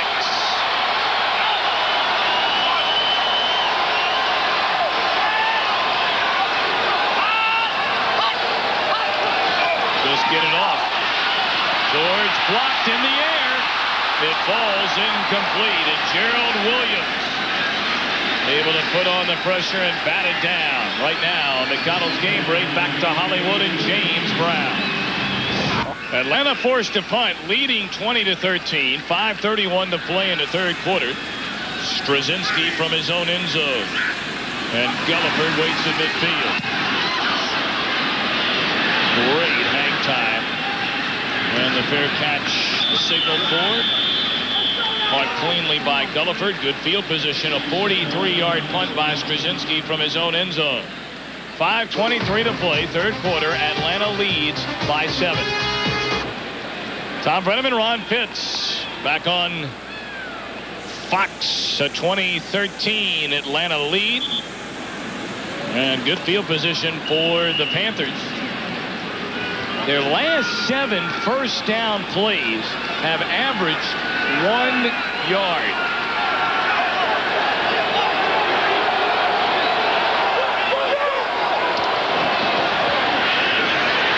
Here comes Dolman. And he throws down Wright. 6th sack against Wright today. Dolman working against the rookie. Brockermeyer's held up real well right here. But check out Dolman's get off on the ball. Inside move right there. That is experience. That is experience right there. Brockermeyer, another year he won't make that mistake. See, he jumped outside, and that's the kind of thing. You know, Anthony Munoz, one of our analysts, he was brought in during training camp to work with Brockermeyer and to work on little things like that. He'll learn that he can't make those mistakes later on. Short drop across the middle out to midfield. Reception made by Willie Green. Let's send it back to Hollywood again. And James Brown for a McDonald's game team, the Packers. They let go of me too early. Third down and 5. The blitz comes. Alton Montgomery, the first to get there. Boy, he snuck up, snuck up, snuck up. They're so used to seeing it come from the thought we'd see more of it. He's going to ease up. There he comes right there. And just hit it perfect. You got to mismatch up front. You can't block all those guys. You got to let somebody go. And they surprised them. They have not come with an inside blitz with a defensive back yet this game. That was the first time. The other blitzes have been on the corners. Joe Herring, the first-year defensive coordinator of Atlanta, playing a great deal better today than we saw many times last season in that 4-2-5 scheme. Metcalf, the fair catch at the 18. We had a very pleasant visit with Joe yesterday, replacing Jim Bates. Joe Herring, the linebackers coach last season with these Falcons. He broke in all the way back to 1983 Chicago Blitz when he was a defensive coordinator under George Allen. And you got to understand, too, that Pendry is a guy. He's been around the league. He's defensive coordinator there with Pendry and the Pittsburgh Maulers in the USFL, so they know each other. I mean, they know each other inside and out. See some of the scores around the NFL today. The early games, Tampa Bay with Trent Dilfer now as a starter. Metcalf, what a move. Pushed out of bounds close to the 40. I wonder what kind of ankle supports he has on and what kind of tape job he gets that you can run that far and that fast laterally and not break your ankles. That's incredible. You know, it starts off as a normal handoff, a couple moves here and there, but I want you to watch this move right here. I mean, just runs away from Sam Mills. Sam Mills is in perfect position to make a tackle. He runs down the stripe. Well, Metcalf has said many times his goal is to break his father's mark of 2,463 combined yards in a season. It was an NFL record till Lionel James came along back in 1985. And there's Metcalf. He'll add to that total to the 43. If you're going to bring a cornerback, you got to pay the consequences. You're going to avoid a zone. And you're rolling the dice to see if the quarterback can find that zone before you get to him. Right here, he's coming up. That's pull. He's going to blitz. But if we stop it right here, look at this. That's empty. That's avoided zone. And the quarterback has got to find that, and he does. If you blitz him, Tom, you got to get him home. 2nd and 5. Jeff George on the afternoon. 19 out of 29. 220 yards. Back to the ground. It's back to Metcalf. And again, he breaks it to the outside, enough for a first down, close to midfield. You brought up at the beginning, Ron Pitts, how many times you need to get the ball in the hands of Eric Metcalf. That's 3 straight plays. And the injured Panther is Tyrone Poole, the second of 3 first-round draft picks by Carolina. Now, Tyrone Poole has played a lot this game. I would suspect that he's played more this game than any other game in the preseason because of this run and shoot, and that's what happens. And they blitzed him an awful lot. Metcalf, 5 for 44 rushing, 62 yards receiving. He's spreading it out. The guy is a factor everywhere, and that's why you got to make sure he gets the ball. Don't just throw it to him, hand it to him, put him back on punts. Let him touch the ball 20, 22 times, and he will be effective for you. Well, he's doing that here today. Coming up next, many of you will see the Arizona Cardinals and the Washington Redskins at game at RFK. That's the second game of our Fox NFL doubleheader. Also, Minnesota at Chicago. Check the game and time in your area. Now, Poole able to get off and walk off the field. He was the first player ever taken in the first round out of Fort Valley State. And you say, so what? Well, there are a couple of other well-known all-pros from Fort Valley State. Greg Lloyd of the Steelers and Eddie Anderson of the Raiders. Greg Lloyd, the Noid. He gets on a defender's nerves after a while, I'll tell you. I know Pro Football Weekly voted him the most intimidating defender in the NFL, Greg Lloyd.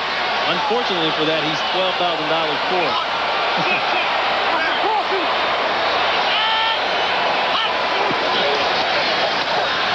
First and 10, throw, broken up. Oh, great play. Tim McKyer on the coverage. You know, people aren't going to mess with Tim McKyer too often. They talk about the rap he's had and his mouth ran him out of San Francisco. You know, that's fine and dandy for shop talk. But when you watch him at training camp like I did this summer, he is technique perfect. And he's smart and he's a leader. I would bet you Jeff George is not going to throw too many more balls to that side. Oh, McKyer, 29 career interceptions. And with the Niners, also Atlanta, Pittsburgh, and Miami for a year.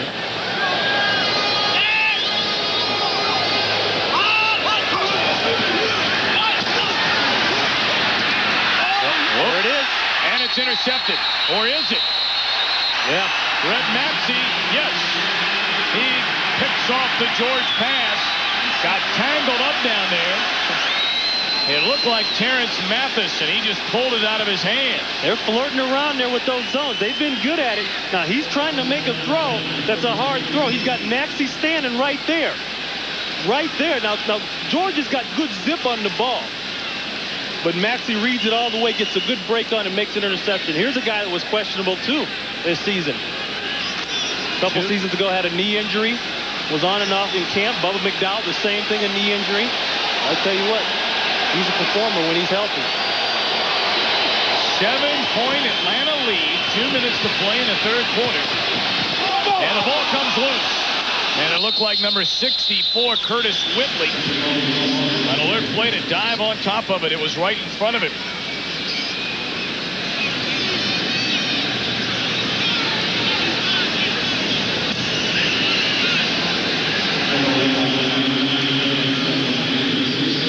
Baldwin picking his way through the traffic nicely, but at the last second, he's going to get a helmet right on the ball there. That was Ross that came up and got his shoulder pad on it. Talk about lucky. Well, back to the ground they go, and again, it's Baldwin.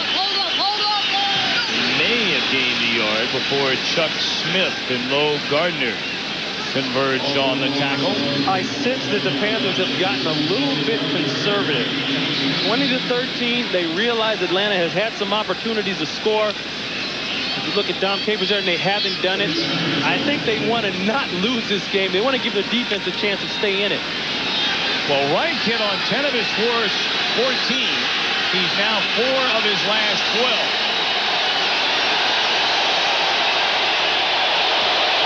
3rd and 4. Here comes a blitz. Oh, it's short. Green. And Frank is upset about that one. He's got to make that throw. He's got Willie Green standing 2 yards beyond the first down marker. Terry Taylor's a good 5 yards behind him, and he throws it in the dirt. You know, you spend too much time in training camp not to make these throws, and Frank knows it. He's an experienced vet. That's when it'll be with him on the plane ride home. I tell you, win or lose. Well, this Carolina offense has just been shut down after an early 10-0 lead. It went to 13-3, but now 20-13 Atlanta, and the Falcons will get the ball back. Spinning for the corner, and it is into the end zone. So they'll bring it out to the 20. Barnhart trying to again pin Atlanta deep. Didn't get the bounce this time on a 51-yard boot. Well, at the end of this game, Ron and I will select the Miller Lite player of the game.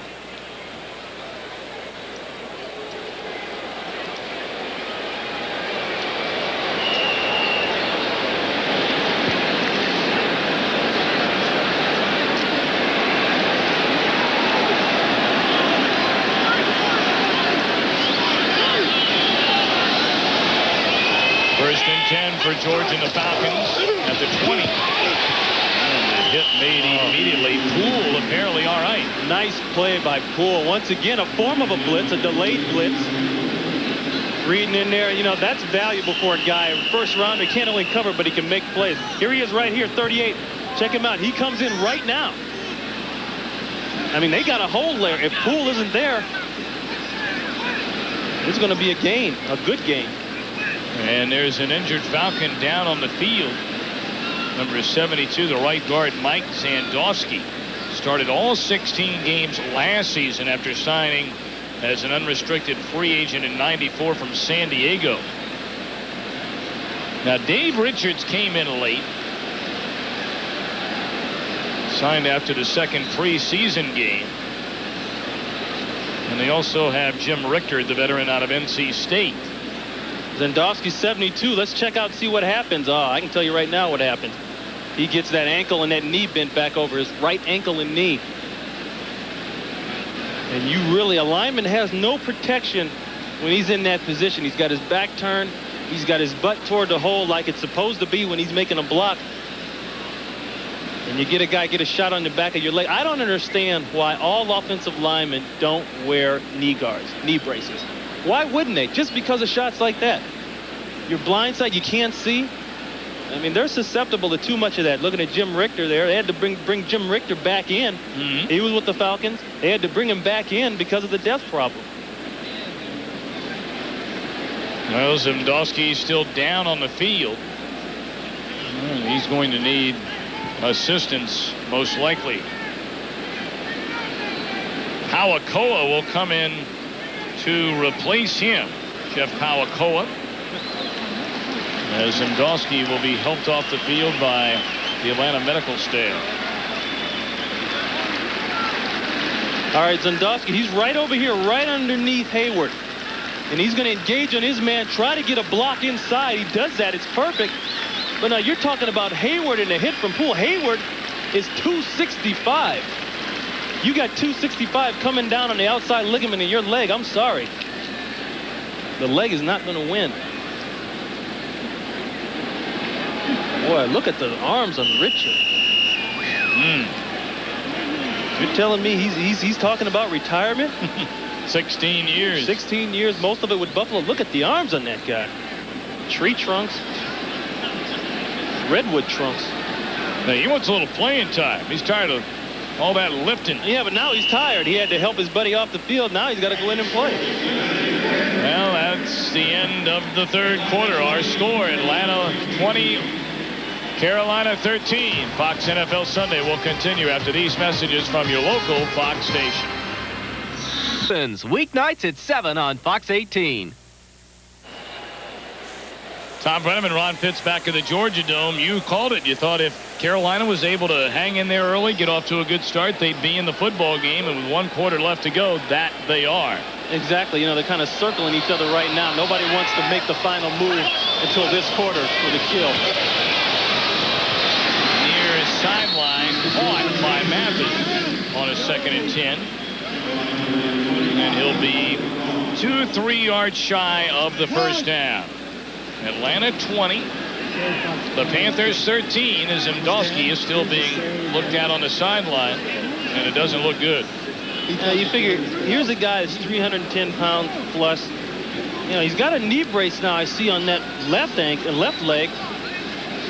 If he had one on the right leg, he may not be on the sideline. George out of the shotgun on his 3rd and 3. And here they come. Throw nearly intercepted again. This time by Michael Reed. The pass intended for J.J. Burton. This is the advantage of playing a short zone like Carolina's playing and looking at the quarterback. The quick slant is coming. Here he is right here. That's Reed. He's looking inside. You see the way he's looking inside. He knows that the minute that ball comes down inside, he's going to attack. I'll tell you what, that's actually interference. He gets a little claw, pats the chest a little bit before the ball is there, and his back was turned to the quarterback. It should have been called. Straczynski kicks it away. Gulliford the fair catch at the 34. And the Carolina offense, which has done close to nothing since 13 first quarter points, will go back at it again when we come back. Just outside Atlanta, the Clayton County International Park. It will house the Summer Olympic Games beach volleyball competition, which comes to the Olympics for the first time in the history of the games. We've just been informed that Zimdowski has a right knee sprain, and he will be back in the game. That's good news for him. Atlanta leading by 7.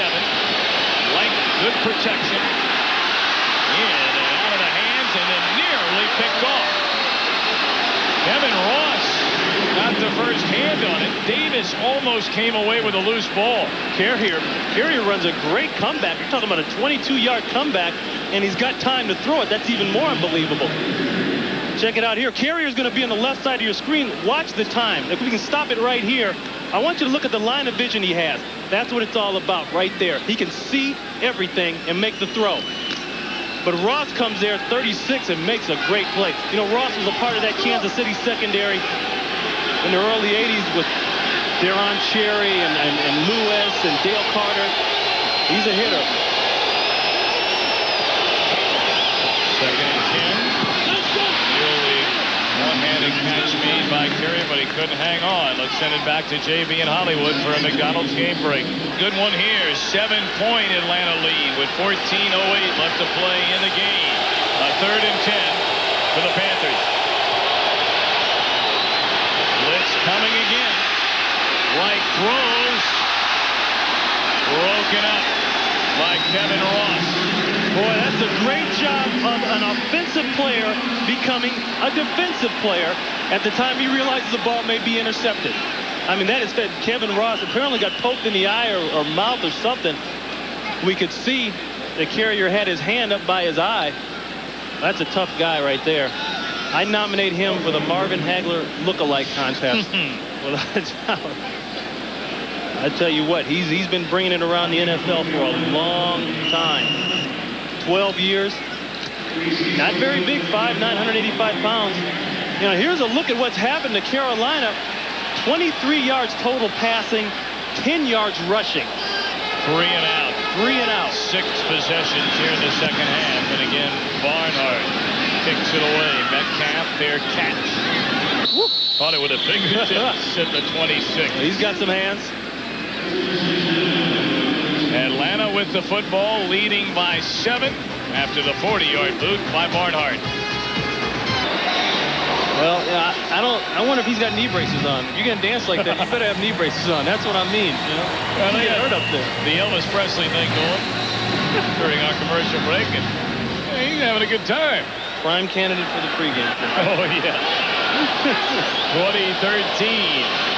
Atlanta leading the Carolina Panthers. 1st and 10. They give us to Hayward. He's out across the 30. A gain of nearly 5. Another NFC West matchup there. San Francisco in front at the Superdome. You know, Tim McKyer hasn't stayed in this league for 10 years for nothing. 22 coming into your screen right here. You think he didn't know exactly to the ounce how much Hayward weighs? That's called getting down there by the turf. Oh, yes. Just helping the groundskeeper out a little bit. Aerate the field. Blitz comes, a hand to Metcalf. First down and more to the 40. What a day for Metcalf. 6 receptions, 62 yards. Metcalf has got the skills, but I'll tell you what, nothing can make up for having holes to run through. He's going to take this ball off to the right, and if we stop it right here, you can't give Metcalf that kind of hold. And there's a little hold right there on Gerald Williams from Fortin, I believe. I didn't get called, but he grabbed some cloth right there. Told you about the receiving yards by Metcalf carrying the football. He has 6 rushes for 54 yards.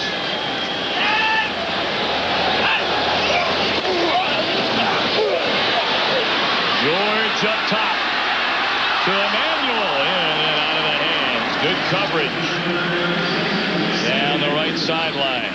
Smart play by McKyer that time. He realized that he could use the sideline as another defender. He just squeezed, and before you knew it, Emmanuel had no more room to run his pattern.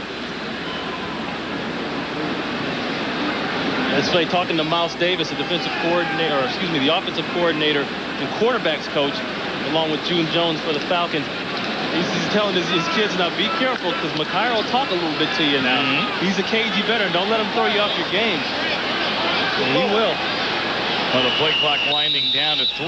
George picked it up and spends a timeout, first used here in the second half by Atlanta. So at 12:21 to play in the game. Atlanta 20, Carolina 13. We'll be right back. 20-13, Atlanta lead over Carolina. Falcons with the ball, 12:21 left to go. It'll be 2nd and 10. Mike Reich 3 and out on 6 Carolina possessions here in the second half after scoring a touchdown on their very first drive of the game, added a field goal later for a 10-0 advantage. Nobody wants to be the first one to make the mistake. That's what this is. In another 5 minutes, somebody's going to have to force the hand. So that's what's happening right now. They fought too far. Both teams have fought Carolina just to get on top, and Atlanta just to come back from being behind. Here comes a blitz. Short drop. What a catch made by number 87, Bert Emanuel, shy of the first down, and it'll bring up a 3rd and 3. Does he have nice hands? Like to tell you that coming up, you won't want to miss the biggest night of television on television, as Fox presents the 47th Annual Emmy Awards next Sunday at 8 Eastern, 7 Central on Fox.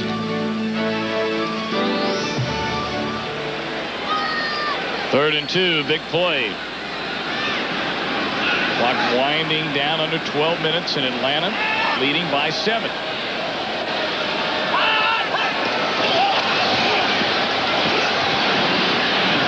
First down reception made by Terrence Mathis across midfield. And they'll move the chains. Another Atlanta first down. Once again, I don't understand why you don't tighten that coverage down. 3rd and 2. You know, they're on the other side of the 50. They got to move the chain. Put yourself in between the quarterback and that first down marker and try to make a play.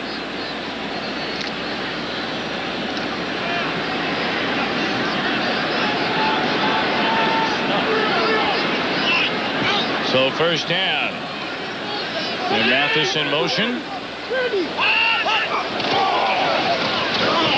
Hayward for maybe 2 yards.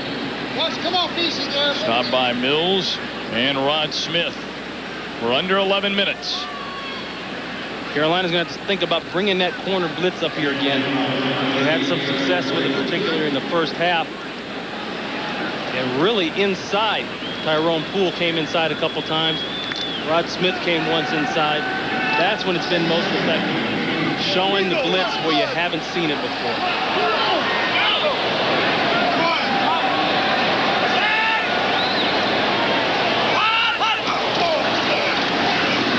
George on a 2nd and 8 in trouble. Flag down.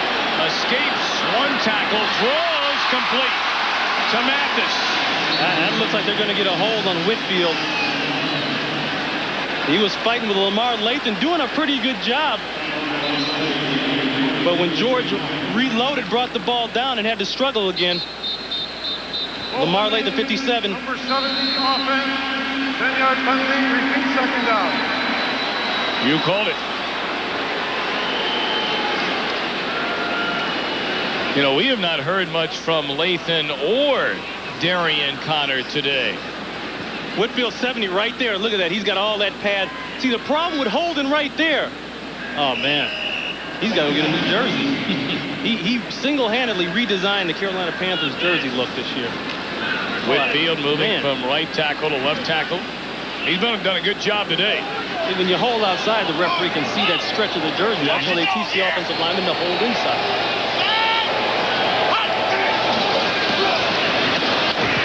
Quick delivery, and it's broken up by Poole, the rookie out of Fort Valley State, covering Eric Metcalf. Boy, you know, you talk about getting a first-rounder in there, and you see that score? Woo, San Francisco, New Orleans. 2-point difference. So that's the difference of having a guy in camp. You know, if you got a first-rounder, and he's your guy, well, get him in, sign him, make a decision what you're going to do so he can make an impact for you. You know, you go through that holdout stuff that John Carter went through. It didn't do anybody good. Cincinnati without Kajana Carter for today and the entire season leading in Indianapolis. 3rd and 18 for George. In trouble.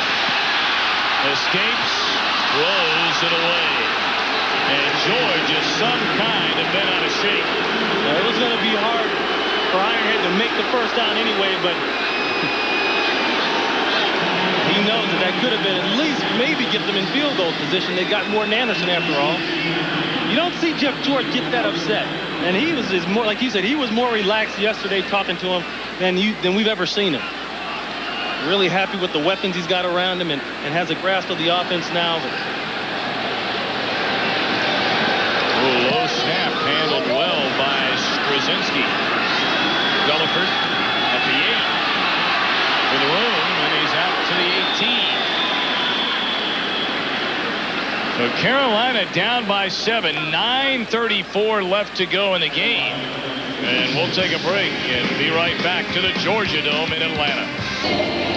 Right next door to the Georgia Dome, 2 other venues for the Atlanta Summer Games. The Omni for indoor volleyball, and adjacent, the Georgia World Congress Center, site of fencing, handball, judo, weightlifting, wrestling, among other events. Here we have a good one, 20-13 in favor of Atlanta. Dolman's had a big day. Dolman turned it up a notch, 2.5 sacks.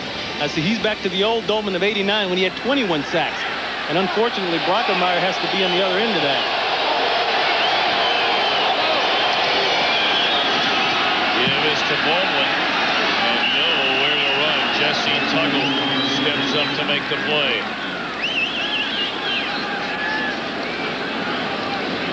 Going back to that punt return a few minutes ago by Gulliford. Clay Matthews, 57, starting to show his age a little bit here. That's a 165-pound guy rolling him over. That's what 18 years in NFL would do to you right there. Clay Get up, Clay. Matthews, unbelievable career he has had. 248th game played today. Second and 9. Protection good that time for Wright. And he finds Metzelaars out to the 30, good enough for a first down. Okay, now there's a guy that we haven't seen except for one time today, and that was for a touchdown. Getting back to him. He got open then. Let's see if he can get him open now. That is the first down in the second half, picked up by Carolina. I'm still amazed that it goes back to some of the things they've been able to do free agency-wise in the draft. To play this well together as a team, having not ever played together before. Back to the ground again. It's Baldwin, and he's out close to the 35 before D.J. Johnson made the tackle.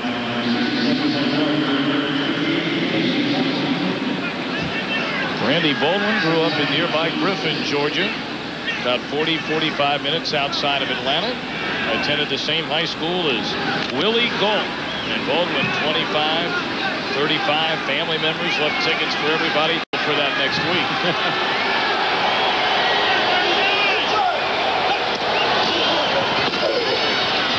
He gets the ball here. His best pickup of the day. Good enough for the first down to the 42 with 7:30 left to go. Boy, the play right there is made by the offensive line, of course, but Howard Griffin, number 30, makes the key block on Darryl Talley. I want you to watch Griffin. He's in motion right here, and he's just looking to find a 99. There he is, Talley. He's got him right there. Good isolation block. And Nikita, you see, they get the people, they get the guards out on the linebackers. Whitley that time out on Tuggle. Not much room there. Maybe back to the line of scrimmage. It'll bring up 2nd and long. And we know that Frank Reich very much is able to bring a team from behind. He has directed the greatest comebacks in college and pro football history. As a senior at Maryland, going back to his college days, overcame a 31-point deficit against Miami of Florida. And then everyone remembers the 92 playoff game for Buffalo. Rallied the Bills from 32 down in relief of Kelly to beat Houston. He's been the starter today.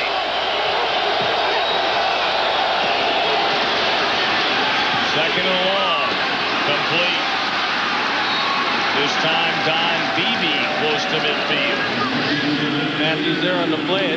This crew of linebackers, they're a lot older than people think they are. They've got experience, but if you look at the age, Matthews, of course, leads it. Tuggle, he's the youngster of the whole group. And they are presumed to be the oldest trio since the Washington Redskins group of 72 that won the NFC Championship. Jack Pardee, Chris Hamburger and company.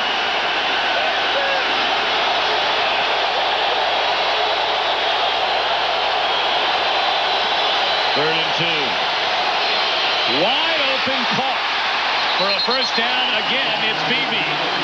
So Metzelars, Wright, and Beebe very much factors in this Carolina drive, trailing by 7. It's the West Coast, and they're spreading it around like it's supposed to be spread around. But what I don't understand, once again, look at the protection, look at the time, look at the vision.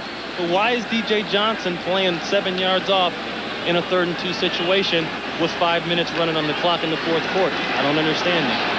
Carolina needs a touchdown to tie.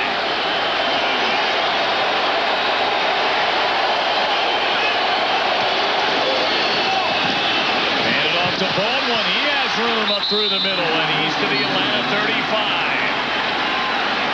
You know, the biggest problem with this 43 defense is you got to find a way to keep the guards off of your linebackers. And Carolina's guards have been getting all over the Atlanta linebackers. Great lead. I want you to check out Tuggle in here. I want you to check out Matthews right there. They get people on him. That's 30 Griffith again. And they got somebody on Matthews. You get guys on those backers. Whitley, another good block. Martin coming around to get Matthews that time. You get people on those backers, and you got a chance to run against the 43. Second and short. Blitz comes, and Reich throws it away. Miscommunication maybe there on the read from Reich and Beebe. But they don't lose any ground, and Reich has been dropped 6 times today. He was under the pressure of Lester Archambault there. Big 3rd down play coming up right here. And the most important thing I think the Carolina Panthers have done in this drive, look at the time. They've held the ball for 5 minutes. That is what's killing Atlanta. They've kept the run and shoot off the field. 3rd and 3. Tillman in motion. Here they come. Wright gets it away, and it's short. They have been batted at the line of scrimmage. Yeah, that ball was tipped. They brought the linebackers. They brought everybody. Well, an interesting decision here now, Ron. Not the most explosive offensive team in the world. It's a 4th and 2 at the 35. Here it is, 44 coming in. You're going to get the tip. Right there, that's DJ Johnson on the delayed blitz. He checks to see if anybody's coming out in his area, then he blitzes. Like you said, Tom, what do you do in a situation like this? They've chosen to line up and go for it. 4th and 2. DJ Johnson called timeout. Oh, the flag flying down on the field in 3-4 different directions. Joe Herring. Joe Herring on the sideline. Atlanta Falcons defensive coordinator. They didn't have all the men on the field. Oh, what? They were short. And DJ Johnson's going nuts. It's a charge timeout. Atlanta, number 1. The flags will be picked up. There was an illegal shift by the offense, but after the timeout has been called. Wow. Wow. That is Atlanta's second charge timeout. Joe Herring is so happy for all that. Timeout. You know, this is an example of how this game has gone. I tell you, both teams have gotten breaks. This kept them in the game, I think, right there. Carolina, illegal shift. But the Falcons called timeout just in time to keep them from getting penalized for the illegal shift. Well, coming up next, many of you will see the Arizona Cardinals take on the Washington Redskins in the 7th game of our Fox NFL doubleheader. Check local listings for the game and time in your area. So that's coming up next. But right now, it's 4th down and 3 for Frank Reich. And this Carolina offense trailing Atlanta by 7. They go, as you pointed out, Ron, because, well, you don't know if you'll get the football back with 4:06 left to play.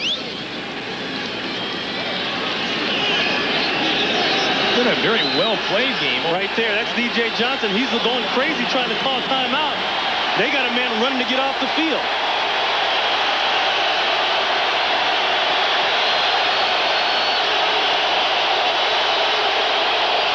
Early movement. Boy. It looked like Derek Graham in the right tackle spot. And here go Graham and Smith. I got to be careful here. The Smith is crazy to get involved right there. This looks like it's going to be on Graham. He gets a personal foul. It's going to wipe it out. He had to get him to the sidelines and cool him off. Graham, a 5-year veteran on a 4th and 2. He may be reminded that he should know better by Dom Capers. He's going to be on the opposite side of the line of scrimmage right there. He backs out a second early. You can't have that. You know, you talk about rookies. We talk about Brockenbauer. We talk about Peterson. Okay, we expect them. And you see the fight starting here. We expect them to make the mistakes. You don't expect your veterans to do that. Well, now they have to punt it away. They had a 4th and 2. It goes to 4th and 7. And Barnhart aiming for the corner. Stone down there. Takes a Carolina bounce. But not touched until it comes back to the 18 by Howard Griffin. Well, 3:55 to go, and Dom Capers may look back and wonder what could have been on that 4th and 2. But he has to punt. And now George and company with a chance to run out the clock. It's really a shame for Dom Capers, too. And the rest of the guys on his defense and everybody else on the offense to play so well, to come in here, you know, everybody expecting you to roll over and then have something like that happen. But like I say, not from a rookie, but from a veteran, a guy that's been in the league, a guy that knows in 4 minutes on the clock how important this situation is. A 3rd down situation, 4th down situation. So Atlanta with a football at its own 18. And the Carolina defense expected to come up with a stop after the mistake by Graham. Try to burn some time on a give to Hayward. Cuts back in. Ball's loose. And Atlanta has given up the ball to Carolina. Can you believe that? Well, I tell you right now, but nobody is happier. It looked like Lamar Lathan on the hit may have stripped it out of there. And Carolina does have it. Nobody is happier than that man right there. Defense, he may look cool on the outside, but deep inside he's going, yeah! Here's a look at the fumble. Hayward trying to get extra yards, knows he's got to protect the ball, or he should know that. But see, there's a problem. He wants to get that extra few yards. Latham with the hit right there. That right arm came and stripped it. Boy, it's the little things, Tom. It's the little things that get you beat and make you win in this game here. Well, Brett Maxey able to fall on top of it. Atlanta last season at the 2-minute warning led in 14 of its 16 games. and went 7 and 9. See, Carolina's not turned it over. He moved again. Graham moved again.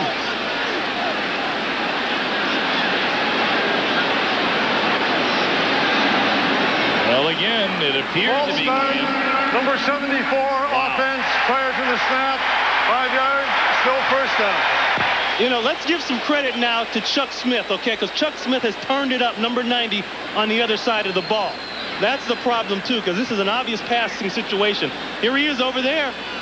He just rocks back a tiny bit, but they could have called Martin, too. He rocked as well.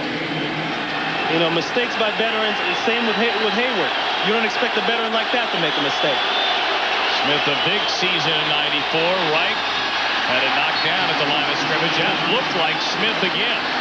Frank pulled the trigger on that thing and then tried to hit the safety button at the last minute. That would have been an interception.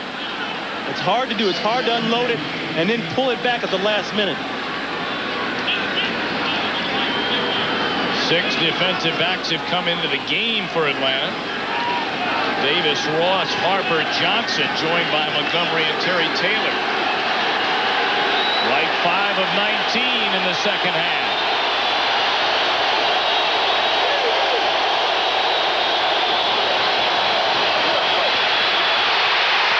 Down he goes. And again, Dolman. 7. Atlanta sack against Wright today. Penalty flags are down on the field. And it's holding against the Panthers.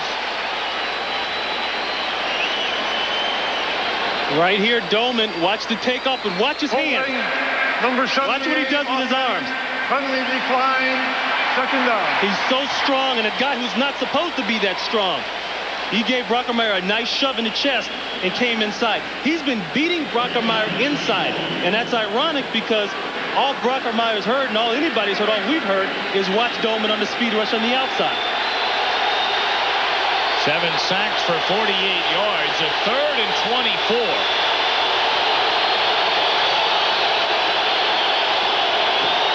And here they come again. And down Wright goes again. Jumpy Gathers getting in on the act. Carolina got the break, forcing the fumble of Hayward. But the defense shuts down Dom Capers' Panthers. 97 Gathers right there, jumps over it. Not a good block by Peterson trying to cut him. Gathers uses his hand well and makes the play. But you know what? Wright has seen the pressure from everywhere. He's seen it from Dolman on the outside. He's seen it from Chuck Smith on the other side. Inside is the last place he's looking. Well, on the 4th and 32, they're just going to run it away, and Metcalf, the fair catch at the 16. 3 and out, which included a penalty and 2 sacks for the Carolina offense after getting the turnover on the fumble by Hayward. And now George will get a chance to once again kill some time and perhaps run out the clock and give his team this opening game win. It's not been easy. Well, I'll tell you what, Gather's getting much appreciated. Congratulations there, I'm sure, but Hayward's got to keep both hands on the ball. Now they got a one-back set in this run and shoot. And he's the only person that can get the ball. That's not all good. He wraps it up this time with both hands, and he's close to the 20. It's too easy to key in a run and shoot on a fullback running the football. Carolina, number 1, 40-second timeout. Now the Panthers have 2 timeouts left. 3:04 to play. And Dom Capers' team trailing by 7. You know, talking about the problems with the run and shoot, San Francisco hangs on for the win. Talking about the problems with the run and shoot, you go back to Houston and that big comeback victory that Frank Reich pulled on the Houston Oilers. The run and shoot, they had no tight end on the field. Now, Atlanta carries a tight end, but you're still talking about a one-back set. Everybody can key on one man. And sooner or later, if Atlanta here gets in a third down situation, they got to throw the football. Third and short, they got to throw the football. How about that Tampa Bay win on the road at Philadelphia? Trent Dilfer with a big game. Well, the papers will stay off Weiss for a while now. Well, they have to go to Cleveland next week, and New England beat the Browns today. 2nd and 6, and again Hayward will be well shy of the first down. It'll bring up 3rd and about 3. Maybe 3rd and 2, and again Carolina will spend a timeout. Carolina's going to get this ball back. And again, a reminder, some of you will see Arizona at Washington up next here on Fox. Others, Minnesota. Warren Moon and the Vikings go to take on the Chicago Bears at Soldier Field. Well, it's not been an easy day for this very young Carolina offensive line. They only average 25 years of age and less than 3 years experience in the league per man. I tell you what, they have played great. You know, you won't see anything in the paper tomorrow about an expansion franchise. It's going to struggle and it has a long season ahead of them. You know, who would have figured that they would have a mistake by a veteran tackle that kills them in the red area as they're going in for the score? Graham right there. 2. Actually 2. And that what makes this game so great. That right there. You don't count on that. You don't know when stuff like that is going to happen. You think you got all the bases covered and you don't. Meanwhile, this is a key 3rd down play for the Panthers. 3rd and 2. Play fake to Hayward. They roll out Metcalf the first down and more. Out to the 42. Terrific call by June Jones. Everybody was looking for Hayward. They dump it off to a wide open Metcalf. Outstanding. And the way they lined him up, they had Metcalf in a blocking formation. Look at him right here. He's so tight. I really don't know if they even think he's done it. They think it's run. Stop it right there. Oh, come on. You're not going to give this man right here that kind of room. He's going to eat you alive. Great play calling. June Jones, Mouse Davis. Well, they'll have to get this play off before we get to the 2-minute warning.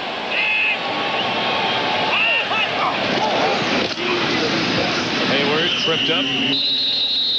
A gain of 2. And this will take us down to the 2-minute warning. So Jeff George and the Falcons 2 minutes away from an opening game win over the expansion Panthers. They lead by 7. Well, our Miller Lite player of the game, Chris Dolman, 3.5 sacks today, giving him 99 in his career, which is 10th all time. And the 8 sacks in the game by the Atlanta defense today, one shy of a franchise high set back in 1977 against the Giants. He knows we're talking about it. Look at him. Does he ever take that mouthpiece out? I mean, he lives with that darn mouthpiece in. Hey, he told you the other day he was ready to go this season. Still 2 minutes left to go.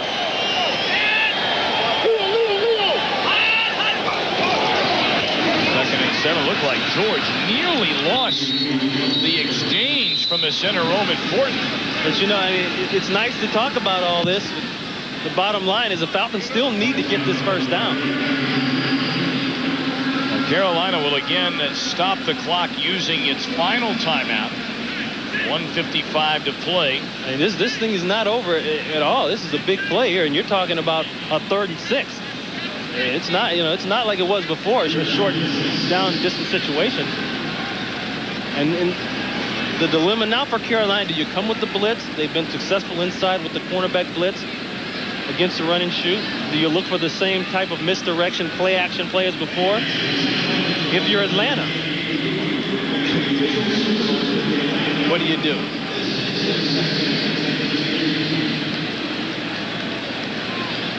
Coming up next, it'll be Arizona at Washington, Minnesota at Chicago, the second game of our Fox doubleheader.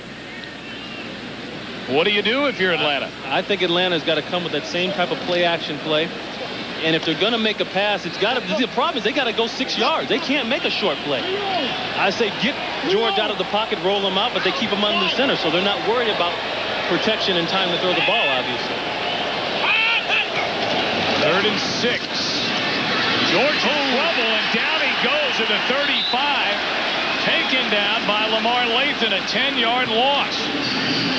Now, I think we've waited for this all day long, working on Kennedy on that right side, and he beats him. I couldn't understand why they didn't back George off. Here we go right here. Lamar Lathan working on Kennedy. Look at the arm rip right there, and he sets and sets. It almost looks like Kennedy didn't know that George was rolling out right behind him. He set up and was going to push him to the outside, which would have been good technique.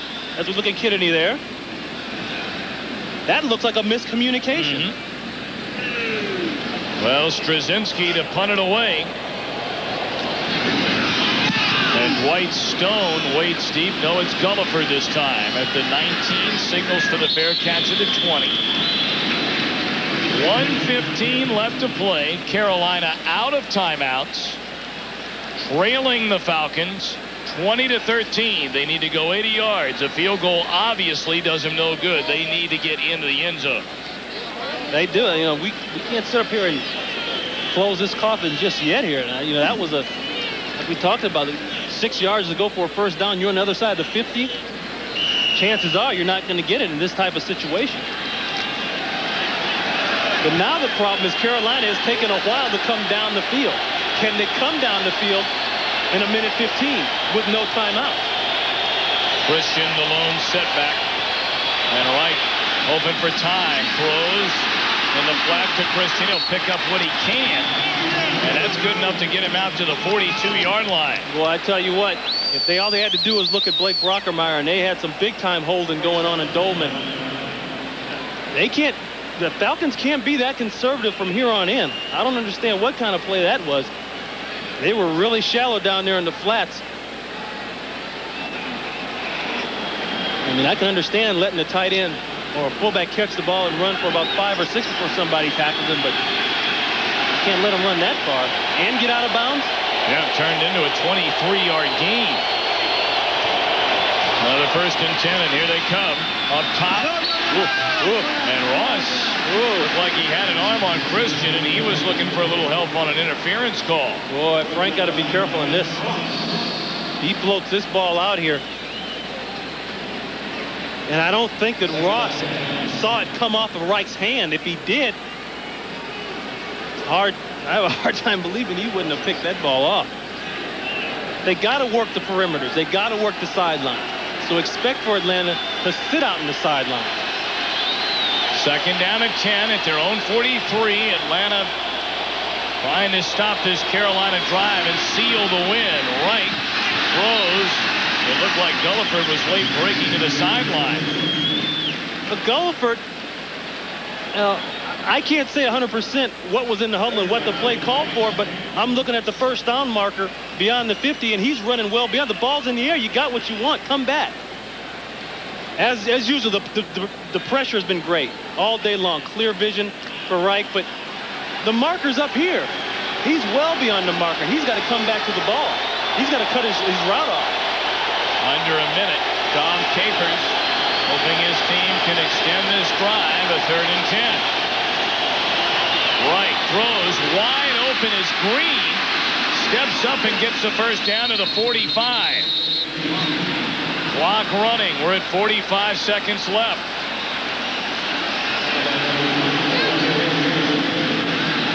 They'll move the sticks. And you figure Wright stop the clock here. Nope, he's going to put it up. And has time. To the corner. Touchdown, Carolina! Willie Green! What an attack!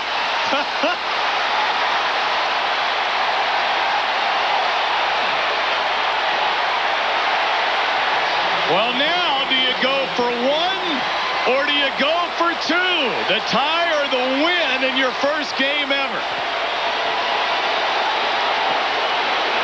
He's going for 2. Oh, you gotta like that. He's going for 2. Why not? Like you said, you told us last night, you come in here, you're supposed to have a short stick. Nobody believes in you. We don't come here as Atlanta is signaling a timeout like crazy. And Atlanta wanting a timeout. Carolina is out of timeouts. A 44-yard touchdown reception. And here's another look. What a catch by Green.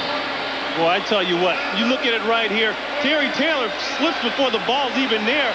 Comes off the shoulder pad. You know, Tom, I mean, there's nothing to explain there. It's a great catch. It's staying with the football.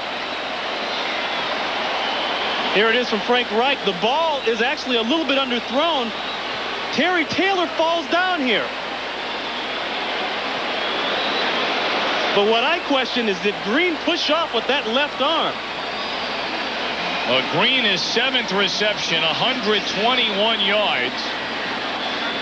And they put it up. It looked like they were going to stop the clock, winding down under 40 seconds. Reich just dropped back, threw up top, and Green went and got it. And now they go for 2 and go for the win. I want you to watch Green's left arm. Right about... No. If anybody's getting the flag, Terry Taylor, because that's great concentration. That's actually interference by Terry Taylor. Beat Metzelars, Lawrence, Warrior, Tillman, 2 tight end set.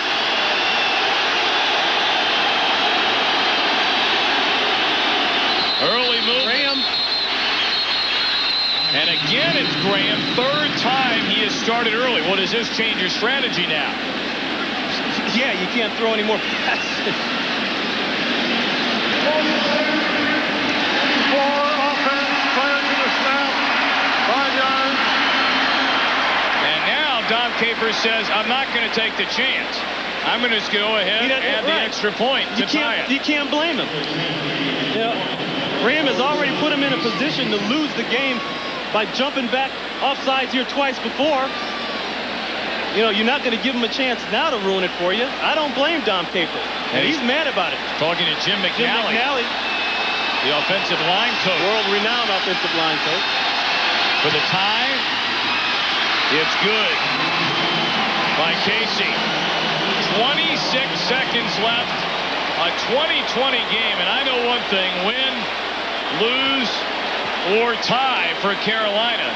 Dom Capers, I think, gives you exactly a feel for what kind of coach he's going to be like in this league. He wasn't going for the easy tie. He wanted the win. We should have known. I think it's got something to do with those black shirts. It's psychological. They come in here knowing that the Falcons are wearing black, and they put black shirts on? Are you kidding me? That tells you about the attitude of this team.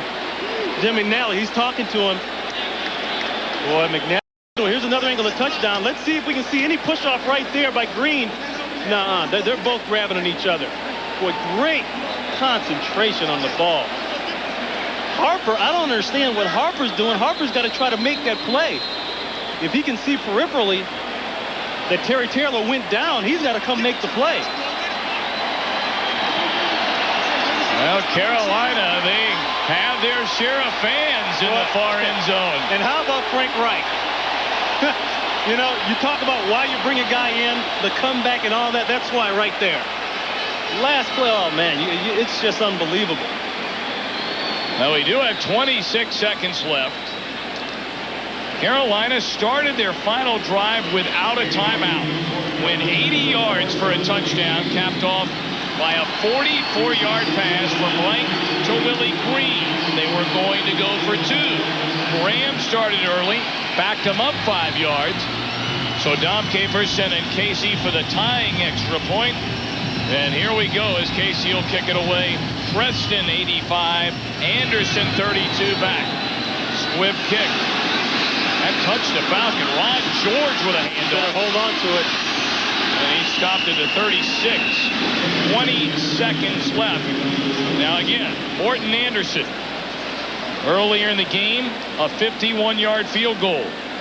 He has hit 23 field goals from 50 or more yards in his career, the second longest in NFL history of 60 yards. And, you know, another thing, if you can get him, forget the 50, if we can get him inside the 30 to 39, he's 2 for 3 in the preseason, all right? 4 for 4 in the preseason from 50 plus. Right. They just got to get remotely close to this guy. First and 10. Very little pressure being put on George. They're keeping everybody back. Throw. Catch is made by Emmanuel just shy of midfield. Okay, understand the dilemma now for Carolina. They got to protect the outside. They know that that is the only place with no timeouts that Atlanta can throw the football and stop the clock. But you got a guy that can kick 60-yard field goals. You can't sit off too deep. They had 3 DBs almost to the 20-yard line. Now, to be a 50-yarder, they need to get it down to about the 33. And here's something crucial. They're going to want to keep that ball as close to the middle of the field as possible so he can kick far in a straight line. But there's nobody in the middle of the field for Carolina. 10 seconds left. George near sideline throws behind the intended receiver, Terrence Mathis. Boy, and if Tim McKyer turns around, he's pulling a Dion. He's still running. Actually, Metcalf, the intended receiver there. Oh, 7 seconds left.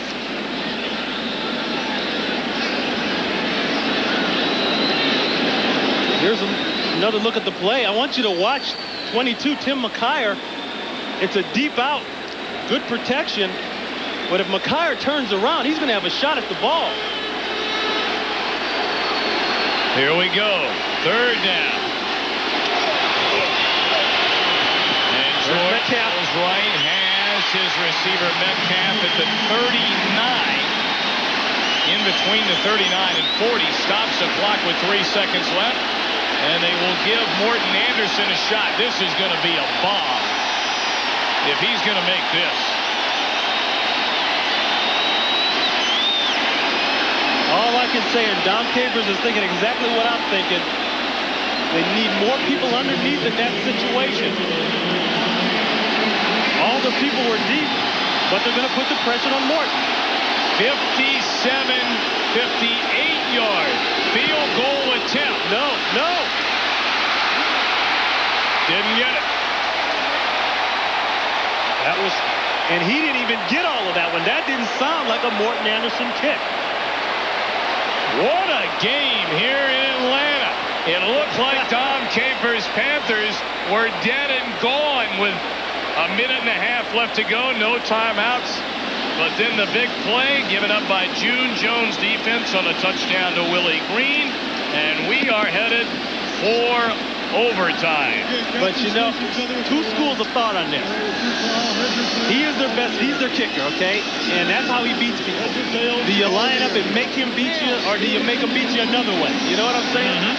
It takes a lot of guts to let him do that to people. Here's the coin. Your choice. Well, the Panthers have won the toss, elected to receive. All right, we want to kick that way. And now Clay Matthews letting Gordon McCarter know which goal they will defend. Clay's out there, giving signs, look like hieroglyphics. Which way do you want the ball? Well, they're going to tell that guy you have to wait until the quarterback says hut to move. We'll be back. Going back to the touchdown by Green, I want you to watch carefully Green's left arm. And you decide if this is offensive interference. We're going to stop it right there. He's on Terry Taylor. Now look at the feet right here. We'll let it run. That's incidental contact right there. But the fact that he took that hand off and it was so subtle, he got away with it. But I'm going to tell you, if he leaves that hand on, but that catch is unbelievable. Great. There was a point where he never had vision of the ball at all when it was coming off the back of his shoulder pad. Well, again, the overtime rules. 1 15-minute quarter, 2 timeouts per team. And, well, you score first, you go home a winner. Pretty simple.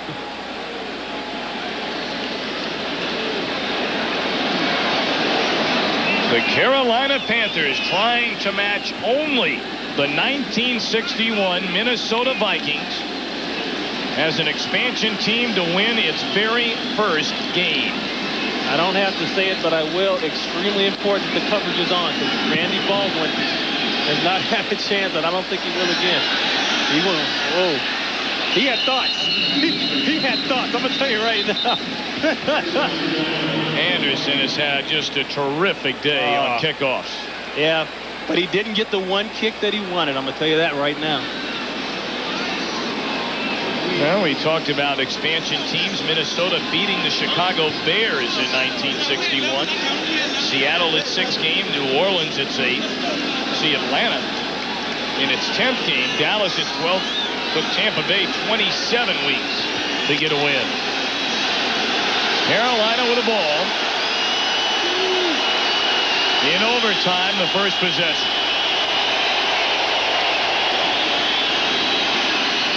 Baldwin tripped up. Good penetration there by Mo Gardner. I'll tell you what, Mo Gardner's a hard line kind of guy. 64 consecutive games.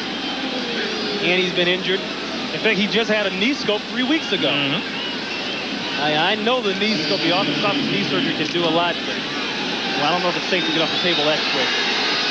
Especially pushing around 265, 270 like he's doing. Second and 10 to the near side. Caught. What a move. Boy, he better watch the traffic. And Carrier, a first down and more out to the 35. Mark Carrier, the Buccaneers' all-time leading pass receiver. Pure Soul comes limping off. Just a quick out by Carrier. Working on the perimeter. 3-step drop. It's hard to rush. It's hard to defend. But watch the move. Watch the football here. Boy, that ball almost came out.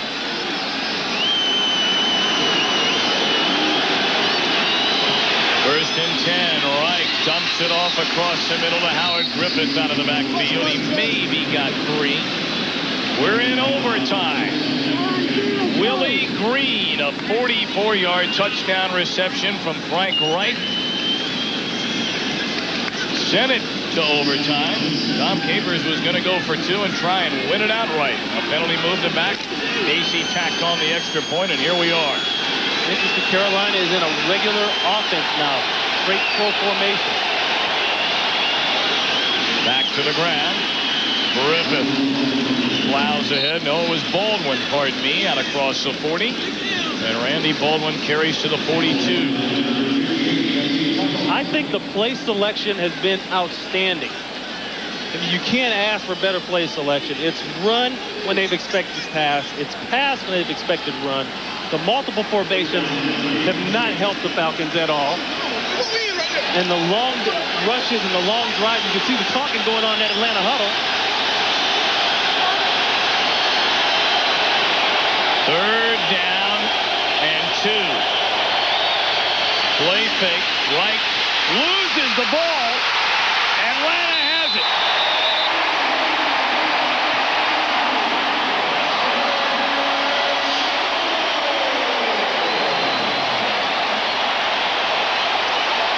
Archambault applied the pressure and recovered the fumble.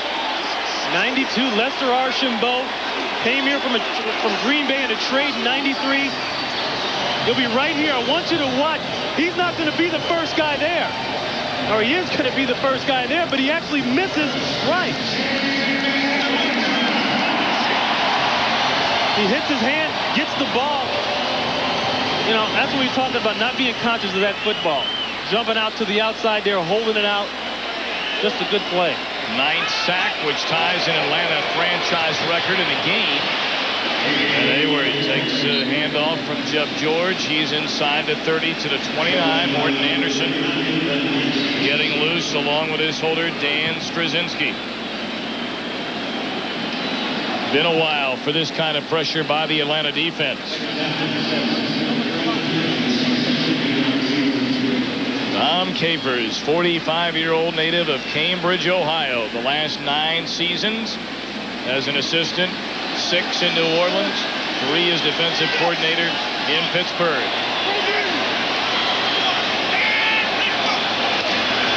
George to throw. And Metcalf took a shot down to the 26 from Tim McKyer. I think they got to try to keep that ball in the middle of the field, especially after that last kick. That's wide left. You know, that kick was made from the right hash and trying to overcompensate. Here's the sack again. Archambault, but look at nobody there to block him. Griffith, he doesn't even block him. He just runs right past him. It looks as though Griffith should have stopped and picked him up. I mean, it's not hard to make a play at the quarterback when you got a free rush like that. 3rd and 2. Actually, a 3rd and 4, and George to throw, complete. And tackled good enough for the first down is Bert Emanuel. They better start thinking about lining it up and kicking it. I think right now we see a tight end going into the game as we look at Graham. That's Lyons, Mitch Lyons. That can only mean they're going to try to run it and line it up right in the middle of the field.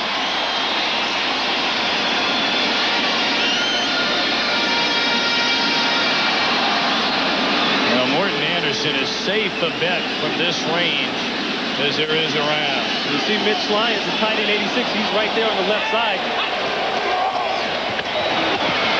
Hayward hit hard, pushed back, maybe gained a yard. Anderson has scored in 175 consecutive games, the second longest streak in NFL history. The record holder Jim Breach did it in 186.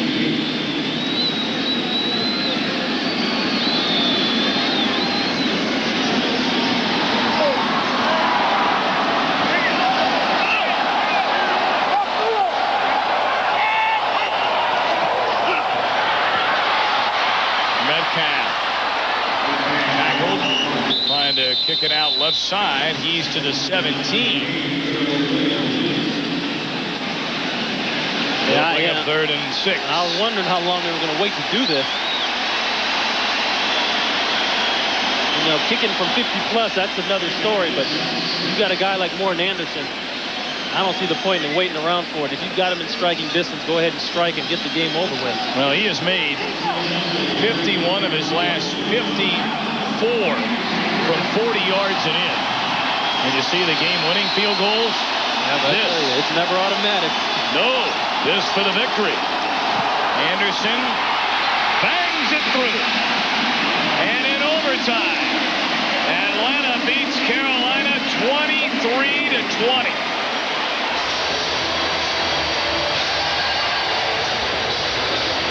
Boy, what a heartbreaker, too. They came in here, they played about as well as you can expect a group of guys playing together for the first time to play. Honestly.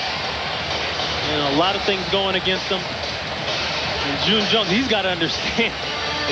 He can't feel real great about this win. And Dom Capers has to wonder what could have been. He was lining up to go for the victory at the end of regulation, and here's the field goal to win it by Anderson. He's done that so many times before. They dodged the first bullet. Hard to dodge a second. Graham. Well, that look right there says it all.